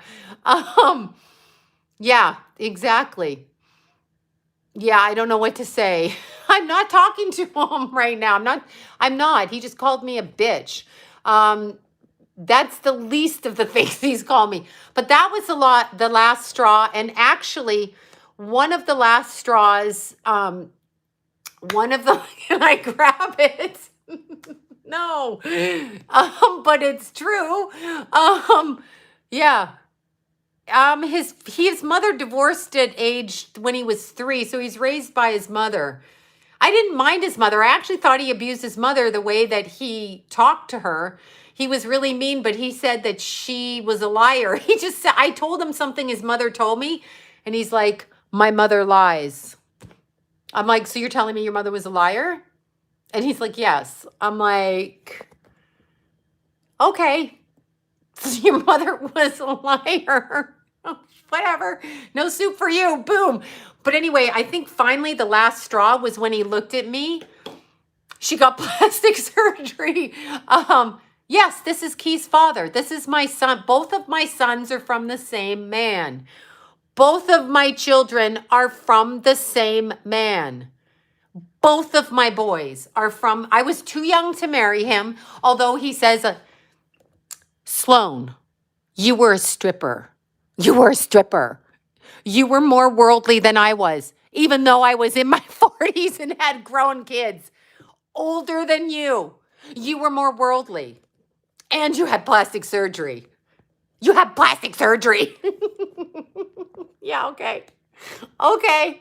Your father didn't even like you. Your mother didn't like you. You were adopted. Nobody liked you. Nobody liked you. He had my kids saying, and nobody liked you. Your parents didn't like you. You killed our brother. You killed my son. If I hadn't married you, he wouldn't have overdosed. Oh, God, now I'm really getting too personal. But that's what he said. That's what he said. My kids parroted that to me. My kids parroted that, okay? They parroted that. They both said that to me. You killed my brother. You stole our house. Every day. And every day, I said, I did not. even today, Jason said, I don't know why we moved. I don't know what you did. I said, really? That's none of your fucking business. Do you know what I mean? Yeah. Oh, Diane's sending this because I'm having a nervous breakdown. Yes, I do know of her, Diane. That's what he said. The last straw for me was when he looked at me, and said, I can't believe I married another piece of shit mother for my kids. Meaning calling his first kids a piece of shit mother, and then me a piece of shit mother. I don't even believe what he said about his first wife. Because remember, this is a man. Yeah. Remember, okay? Let anyone else. Yeah, my kids treated me that way too. Not as badly as him, but yes. I let my kids talk that way. I let my parents do that. But I left my parents a lot longer, and my kids were young. So, yeah. I don't know. I almost killed myself in the marriage. And then, and here's what I'm going to tell you. Yes, it is horrible. That was you asked what the last straw was. But he did say that. Keith blamed me for killing his stepbrother. Yes, he said that to me. I said, I did not kill your stepbrother. A, I didn't raise him. B, I don't do drugs. C, his father did drugs. His father was a cocaine addict. His parents took him out and drank and smoked pot with him. I did not. I took him to the doctor. I picked him up from the hospital at the overdoses. I detoxed him. Okay? I did that, but I did not kill his son. And John said, no, he's Canadian. John said, if I hadn't married you, my kids wouldn't have felt like that. And Jimmy may have not been on drugs. John probably still, I don't think he could use cocaine at 75. I'm just thinking he might have a heart attack. I have all the remodeling stuff. The doctor, the court does not care. The court does. I loved Keith. I shouldn't even say this, but anyway, I'm not going to repeat that. Keith said something really horrible. And I never responded to it. And it was a grace of God because it was 3 days before Keith died. I was at the house and jokingly Keith said something to me where he said, if you take such and such in the divorce, I'm going to do this. And it was a very derogatory thing. Okay, it was a very derogatory thing. And it was actually a threatening thing. And then he smiled. And then Keith smiled. I was so angry that my son would say that, okay? There you go. Same thing. I was so angry, but I did not speak back to Keith. And then Keith died three weeks later. He went right back to his normal self. But somehow my kids were convinced, and it was constant conversation, that I'd be disinheriting them if I divorced him. I was constantly battered like that. And that is battering. Because a divorce should not be contingent on, yeah, he's always putting the blame. I know, cocaine cookies, no. I can't touch cocaine because I get anxiety. He's like this to me. He's like, you did cocaine. I'm like, I did it once with you. I was 20. I did it once. So fucking sue me. And I had plastic surgery. What the fuck? Oh my God. Anyway, he takes no responsibility. Absolutely. Yeah. But I did not respond to what Keith had said. And I'm so grateful because I would have fucking lashed out. It was very offensive what was said to me. And and then he smiled and he's like, I'm just kidding. So I just let it go. And I actually stopped. Their dad was in your kid's eyes. Yeah. Well, yeah, of course. Yeah, it was really bad. It's really bad. And now he's telling people in the family that I'm trying to take his business. Number one, you don't have a business according to your paperwork. Number two, no one said that. Number three, shut up. Anyway, yeah, that was the problem. So anyway, I have to stop. I have to stop talking because I sound psycho. I'm having a public meltdown. Anyway, my point is the last straw. He was in aerospace. But the last straw for me when he said, I married another piece of shit mother for my kids. When he said that to me, well, I'll tell you about this. This is another thing I'm going to tell you. I'm telling all the secrets. He could tell my secrets. He could tell you secrets. He has tapes on me sounding like one time I wished 2 of his family members dead and they were children. That was not a nice thing to say. I woke up in the middle of the night so agitated. I went downstairs and I said, yeah, I know he has the problem. Exactly. I need more coffee. Anyway, I have said horrible things. I have woke up in the middle of the night, gone downstairs and said, you fucking piece of shit. I hope so-and-so and your family dies and so-and-so and so-and-so and so-and-so. And I've gone insane berserk. I've gone so berserk. And there was early when Jason was 4, he had to call the police on me because I went insane. And I can't remember why, but they almost took me to jail. So I'm confessing, so we can't. I'm selling the building to get plastic surgery. Do I look like I want fucking plastic surgery? No. He did push me over the edge. He literally pushed me over the edge. But here's what I'm going to say to you. When my kids were like a year old, we were driving by the smokehouse. Jason, I didn't have Keith. Maybe I was pregnant. I'd gone for dinner with him. He drove me actually fucking mentally insane. We were going, and some guy on a bicycle, I'm going to sell the building now. That is what's going to happen. I am literally going to sell the building right. He doesn't have a 401k. I am literally going to sell the building. That's what I'm going to do since it's in my name, and I'll pay the taxes with the building that I sell. That is what I'm going to do. So go fuck yourself. But I'm talking to him in my head. Whatever, I don't know what to say. He made me crazy. I went absolutely fucking crazy, and I couldn't leave my children. I could not leave my children. I should have just left, but then that's what his first wife did. And then then you're the target. You left your kids, you left your kids, you left your kids.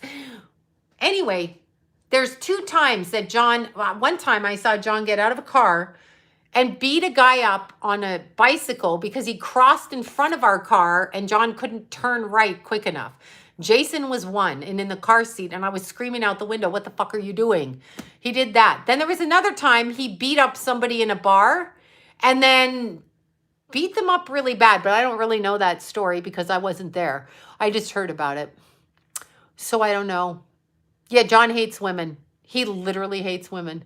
I don't think he's going to face judgment. Cocaine rage. That's probably what it was. Does anyone know what? Yeah, he's an Aries with a Scorpio rising. Yep. No, he's not draining me now. I'm out of the marriage. I'm actually saying it for my own protection. I don't speak it because it's too crazy. No. Yeah, I didn't need to, but he likes to humiliate me with it. He likes to humiliate it, but the women in his family have all had fucking their faces done. They all get their lips done. They've all had their noses done, but he's critiquing me for my pregnancy part. It's not my face, John. It's covered. Oh God, I can't. Anyway. Yeah, John's in some weird way seems to be my kid's father. Yeah, he's your kid's father. Yeah, there you go. There you go. Of course you love your children. I did love my children. Yeah, I did. I am being honest. I can't be anymore. Oh, we all fix your, plastic surgery. I'm sorry. I'm going now. I'm just psycho.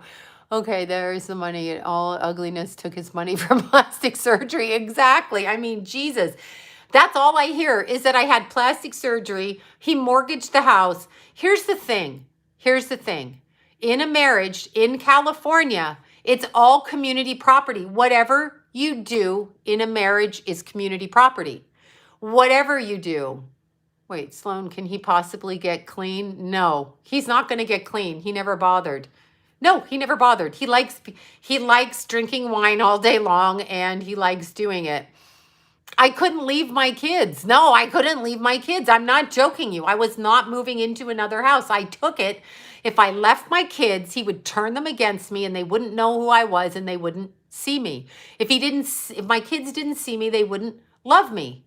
If they didn't love me, I would lose them. I lost them anyway. My son died, as you know.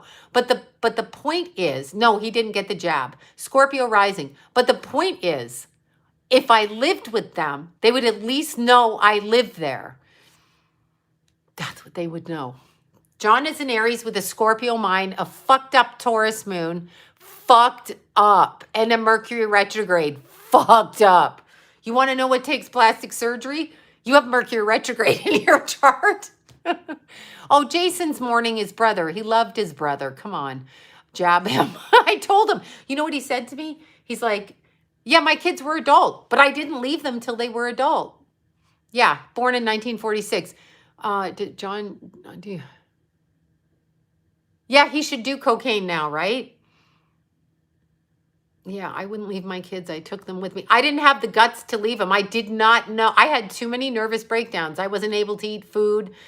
I lost so much weight. I looked like I was an AIDS patient. I lost so much weight. I got an eating disorder. I couldn't. I was so afraid. I was so afraid. Yes, he put his entire family into competition. He's crazy that way. Yeah. So, yeah, no, I'll get a Social Security, maybe. I don't know. I saw your face when Keith passed. I know nobody looks that way if it hasn't lost a child.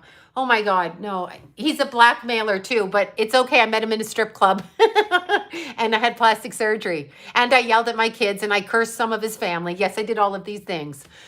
I also cooked his dinner, cleaned for him, cleaned his puke off the toilet, not the toilet, off the floor, locked him out of the front house when he was drunk on the porch steps, got shoved out of bed in the middle of the night because of a fucking helicopter flying overhead that he said I was having an affair with the pilot, went running, got myself pull up in the park, touching me. Who were you seeing? Who were you cheating with? I also went through all of that. I bought fucking presents for his family.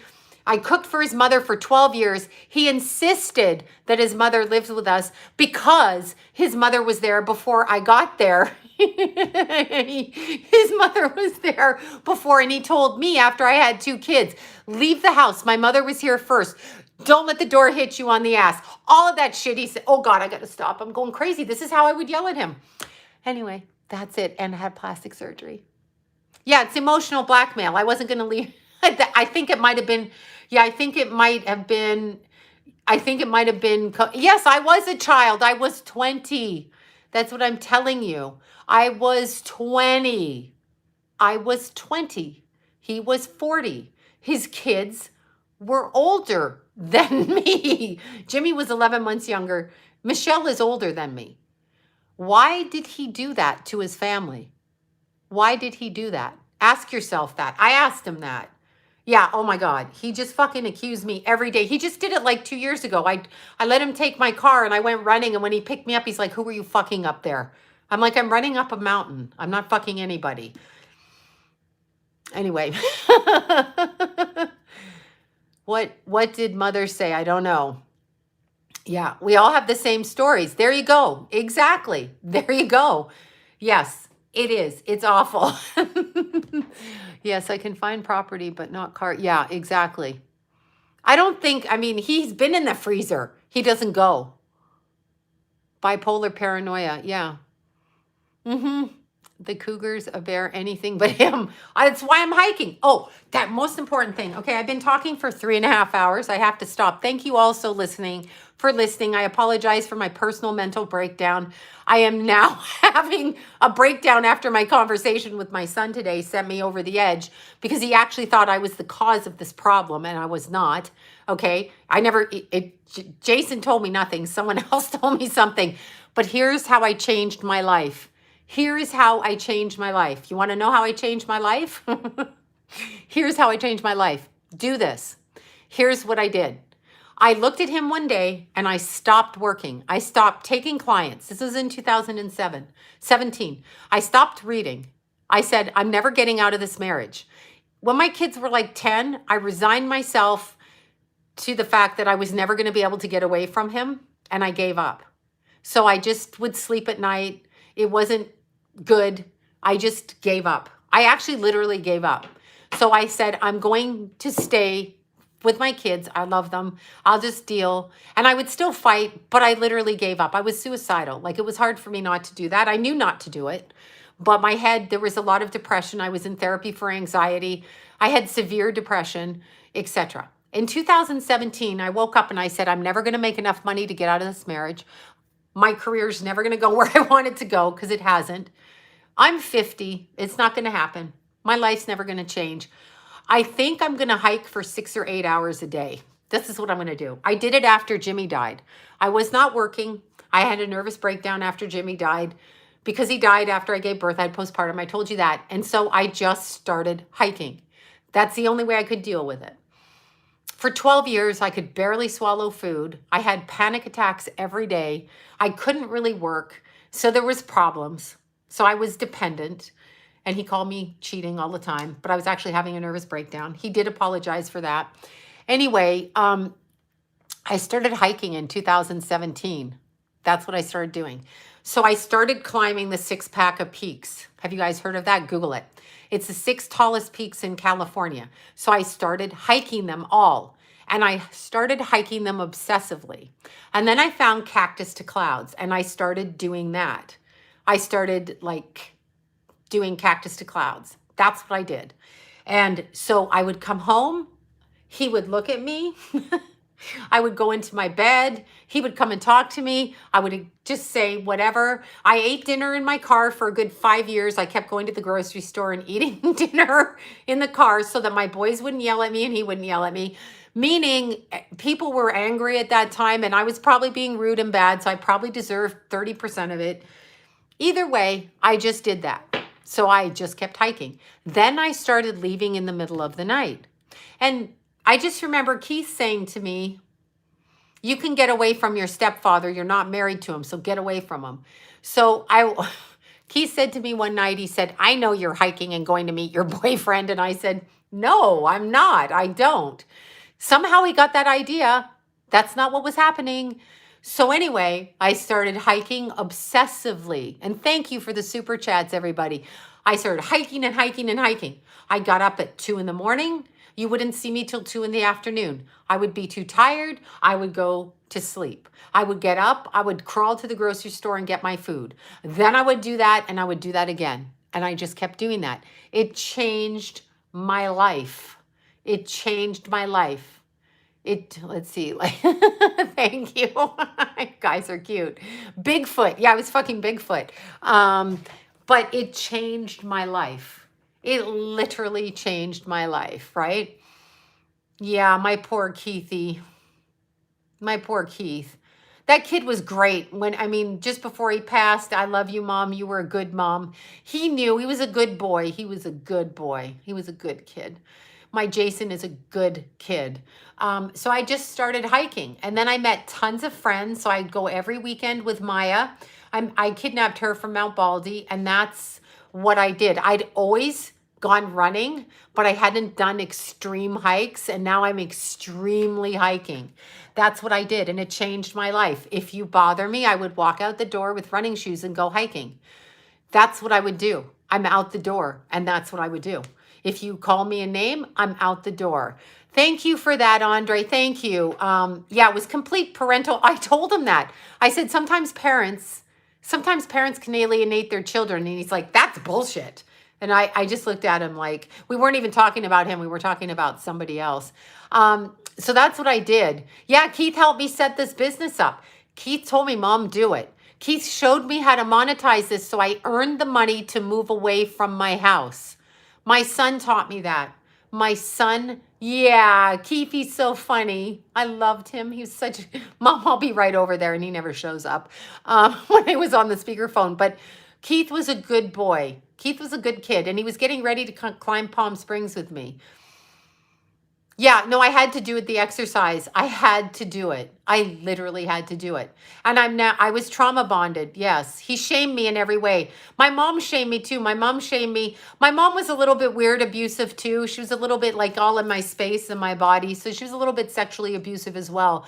So I had parents that were like that. And she was very, very, very very similar. And so when they have shame around sex, and you'd only be in a strip club if you had shame around sex. Like, why are you paying a woman for sex? Like, what's wrong with you?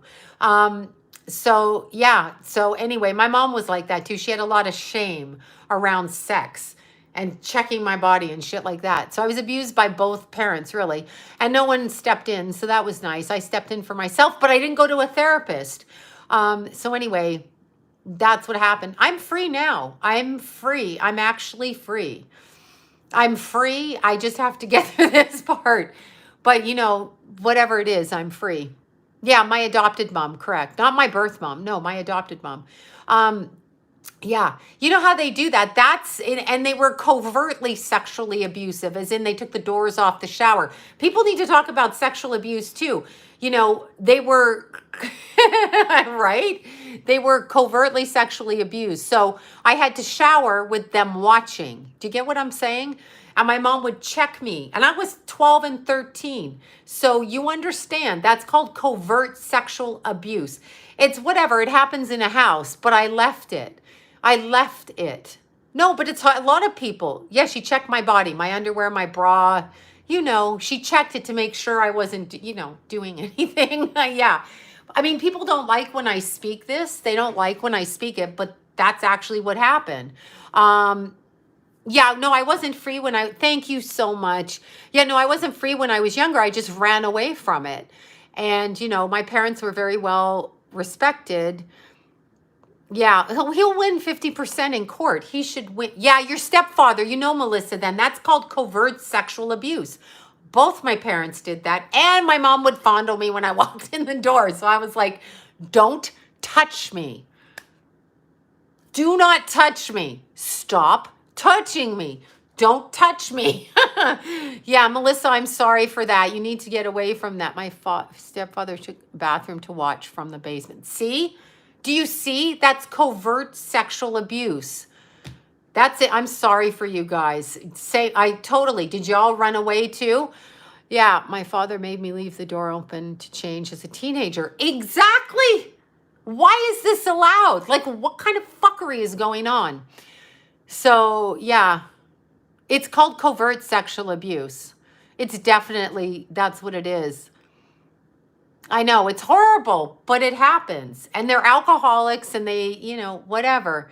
It's sad for everybody, but that's when you see a kid that runs away from home at an early age and goes in the sex business, you must understand where, see that my dad took the door off my room, but I don't remember why. Okay. He may have taken the door off your room because he thought you were doing drugs. So many people I know were sexually abused. Yeah. Or he may have been just watching you and spying on you like a weirdo for no reason other than to see what you were doing. Or it could have been perversion. So many perv dads. Well, I'm wondering with that, like if you're marrying somebody who's your daughter's age, maybe, I just wonder after this, since I'm the whore, if maybe you're not the pervert, you know. I don't know. I don't know. It's not nice to say about my kid's father, but yeah, no, it was very, very, you see, your adopted dad is an alcoholic and he was weird. That was the same in my family. But anyway, I've spoken it since I'm 14. I wrote letters to every single person in my family. And guess who got banned from everything in the house? I did. I got called it. Now my cousin will call me and say, see, same to you. My cousin will call me and say, you're so strong. You're so this. I had no choice. None of you helped me. She said, my mom didn't want us to help you because, you know, of the business and everything. Thank you so much for the super chat. Thank you guys. Thank you so much for that for you guys. Sexually abused by my father between my mom had died. Oh my God. Oh my God, honey. He is risen. I'm so sorry, sweetheart. Your dad, oh my God, your dad, I'm so sorry for that. Because your mom passed away and your dad, oh my God, that's horrific. You weren't at fault for that. You weren't at fault. I'm so sorry. Your mom probably committed suicide because your dad was abusive. That's probably what happened. I'm so sorry for that. That's probably, I always tell my daughters to speak their truth. Yeah. It's really hard. I'm trying to speak my truth now. I came from an abusive marriage and I was abusive as well. I came from a sexually abused childhood. Yeah, they don't like being called out. I'm sure I'm going to catch shit for this. I'm sure it's going to be Exhibit A in the court. I hope it is Exhibit A, though. Yeah, yeah, I know. That's so sorry. It's just horrible. That's actually very heartbreaking. Yeah, it's a difficult life. I love my Keith. When Keith died, I died. And I understand the rest of the family was going through trauma, but I really did not expect my son's father to do what he did and say what he said directly after my son died. Yeah, I have to delete the video, exactly. But they're probably going to tape it tonight. I put my dad in a wheelchair. Oh my God, what did you do? What did you do? Tell us what you did. Did he deserve it? Or you put him in a wheelchair like you were taking, I started tripping. Oh, there you go. See? There you go. You started stripping. It's the sexual trauma response. And people are so dumb in our society. They're like, she wants to be a stripper. She's so cute. She thinks so much. She needs attention. They blame it on the person. Go back to the parents, all the way back. I'm breaking free. I'm doing it. There you go. Through your husband's underwear drawer. Oh God, Bobby. No. When I lost my son, I died with him. Yeah, I'm dead. That's what yeah. I found it. I really tried to honor Keith. I didn't know how to make Keith know I loved him, because it's really weird. He died and we weren't on the best terms because I left his father, okay? So we weren't on the best terms, but he was trying to, both my kids were trying to be good, but they weren't really visiting me, and I had them at Christmas, but it was still very tense because always money and inheritance was brought up. And I wanted to honor Keith. I don't know if he can actually hear me or not or whatever, but I wanted to show him like what a shining little boy he was, because he really was. So I tried really hard to do that. And so I wanted to punch his father in the face 90% of the time with the shit he was saying to me. But I thought, that is Keith's father.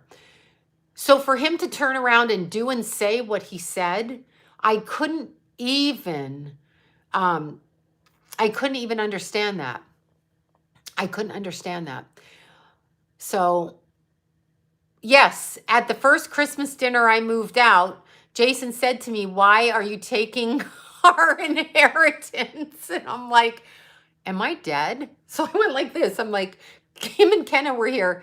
I said, "Oh my God, tell me, Christina, about the dream." I said, am I dead? And so Jason and Kenna were here. And Jason's like, "Well, my dad says if you get a divorce and you take the business building, then you're going to be taking our inheritance, right?"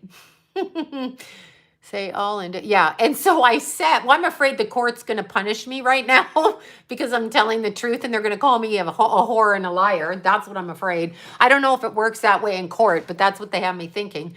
Anyway, anyhow, so what I did is I texted Jason, John, and Keith, and I said, "Listen, I know we're worried about the inheritance and no one is dead here, therefore it's none of your business what goes on between your parents, and you're not entitled to a fucking inheritance." And then I said, "John," I put us on a group text, Jason, Keith, and John, and me. I said, "John, since you're worried about me stealing the boys' inheritance, let's sell the building and each of us give the boys their inheritance in cash after the divorce, right then, upfront and exact." He told me to fuck off. Keith told me to fuck off. And I never heard again another word from Jason. That's what happened.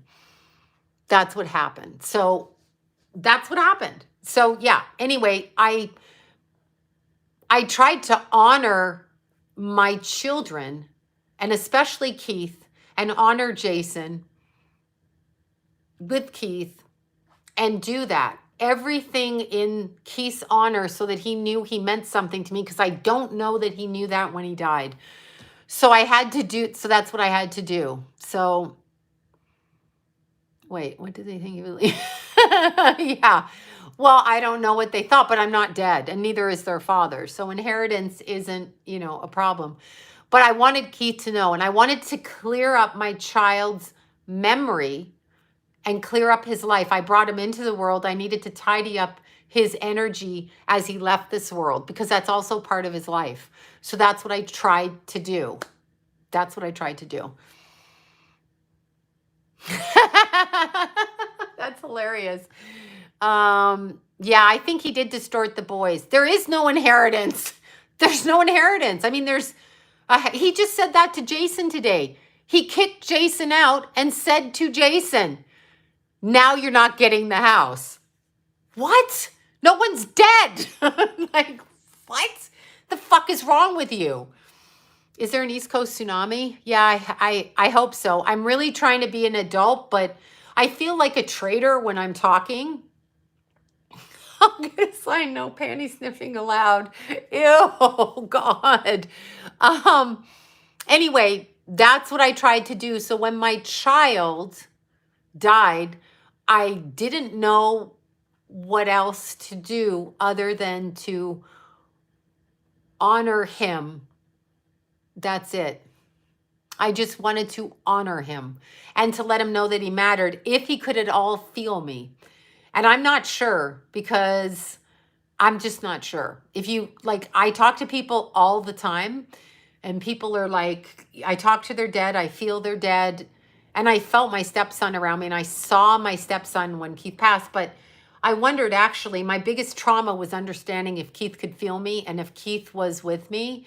And so I thought if there is a God, no, I understand I was abused, but I'm saying after your son dies, this is what you go through. I'm not sell everything. I'm going to sell everything. He says the court won't let me because he's 75.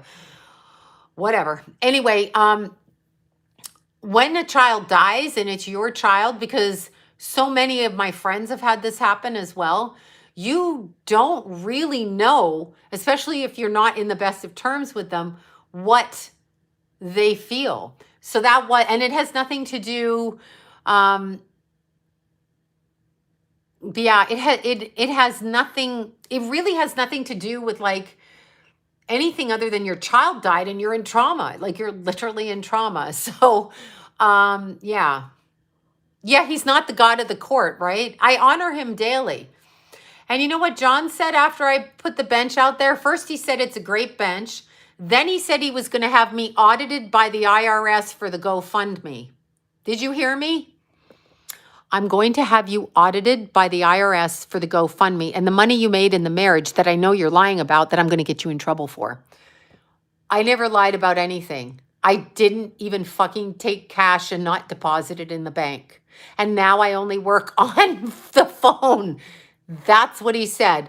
But anyway, the GoFundMe, right? Yeah, no, Deanna did. The GoFundMe, he said, and he said right now, yeah, no, I know it's scare tactics. You know what I said? Please do that. Anyway, he said the bench was a good bench, but then he said, I should do one for Jimmy. So Jimmy's already buried for 20 years. He's been buried. Keith is 25. Jimmy's been buried for 24 and a half years. That's the shit he says to me. I was ripping off the GoFundMe. Number one, Melody started it. Number two, I have the receipts for the bench. And yes, who says that? He's like, now, meanwhile, have you heard from? No, I don't hear. Yeah. Oh God, my Instagram's been hacked again. I really fucking hope not. Or is there a fake Instagram? Okay, this one hasn't been hacked, I don't think. Is there a fake one you're talking about? Oh, look at Rascal. She did her pumpkin. Pumpkin Rascal. I remember taking Rascal to the look. Here's Pumpkin in her Starbucks with her pumpkin Rascal. Wait, why? What do you mean it's my account? Why are you guys saying? I'm looking at my account. How's it been hacked? This account? This is my account right here. It looks the same. It looks the same. Why are you guys saying it's been hacked? I don't think it's been hacked. Are you talking? Yeah, Jimmy was not my son. And as you know, Jason has said to me, and John has said to me, which Jason just said to me, you know, you shouldn't have been so. Yeah, I know. He'll say he built the bench. Anyway, Jason and John have both, the fakes on IG have been reported and blocked. Okay, thank you. Oh, there's a copy. Thank you. I can't see them because I can't get in. Oh, another one, underscore Sloan Bella again. Yeah, that's not me. They're not hacking me, but they're copying me. Thank you. So I got to get, this is such a waste of time. Let's try this. Let's see. Anyway, my kids say I shouldn't have been, I got popcorn in my teeth. Jimmy was very soft-spoken and he was manipulated, I think. Anyhow. Yeah, my IG looks fine. I think they mean the fake. They must mean the imposter account. Yeah, I think they mean the imposter account. Anyhow, both John and Jason have said to me that I shouldn't have been so upset over Jimmy because I didn't really, my stepson, who was my age and my friend, I didn't really know him that long. It's not the same as their grief. So I thought I would just clarify that because I got told that today. Here's the thing. Here's the thing. I lived with Jimmy in the house. I was at his 20th birthday. And yeah, I don't know if he did drugs. I don't think he did. I was with Jimmy on his 20th birthday and his 21st birthday. And I knew him for 8 years. And I loved him. He was my friend. He cooked for me. He looked after the kids when I went running just after I had Keith. He loved Jason and he was a kind person to me. He didn't call me names. He didn't call me a whore. He didn't mock me. If he did, I don't know about it. He did not do anything. He was kind. He sat with me on the night before labor. He was kind. So I was told, get over it. You didn't really know him that long. John actually said that to me. Of course he was hotter than his dad, but I was in love with his father.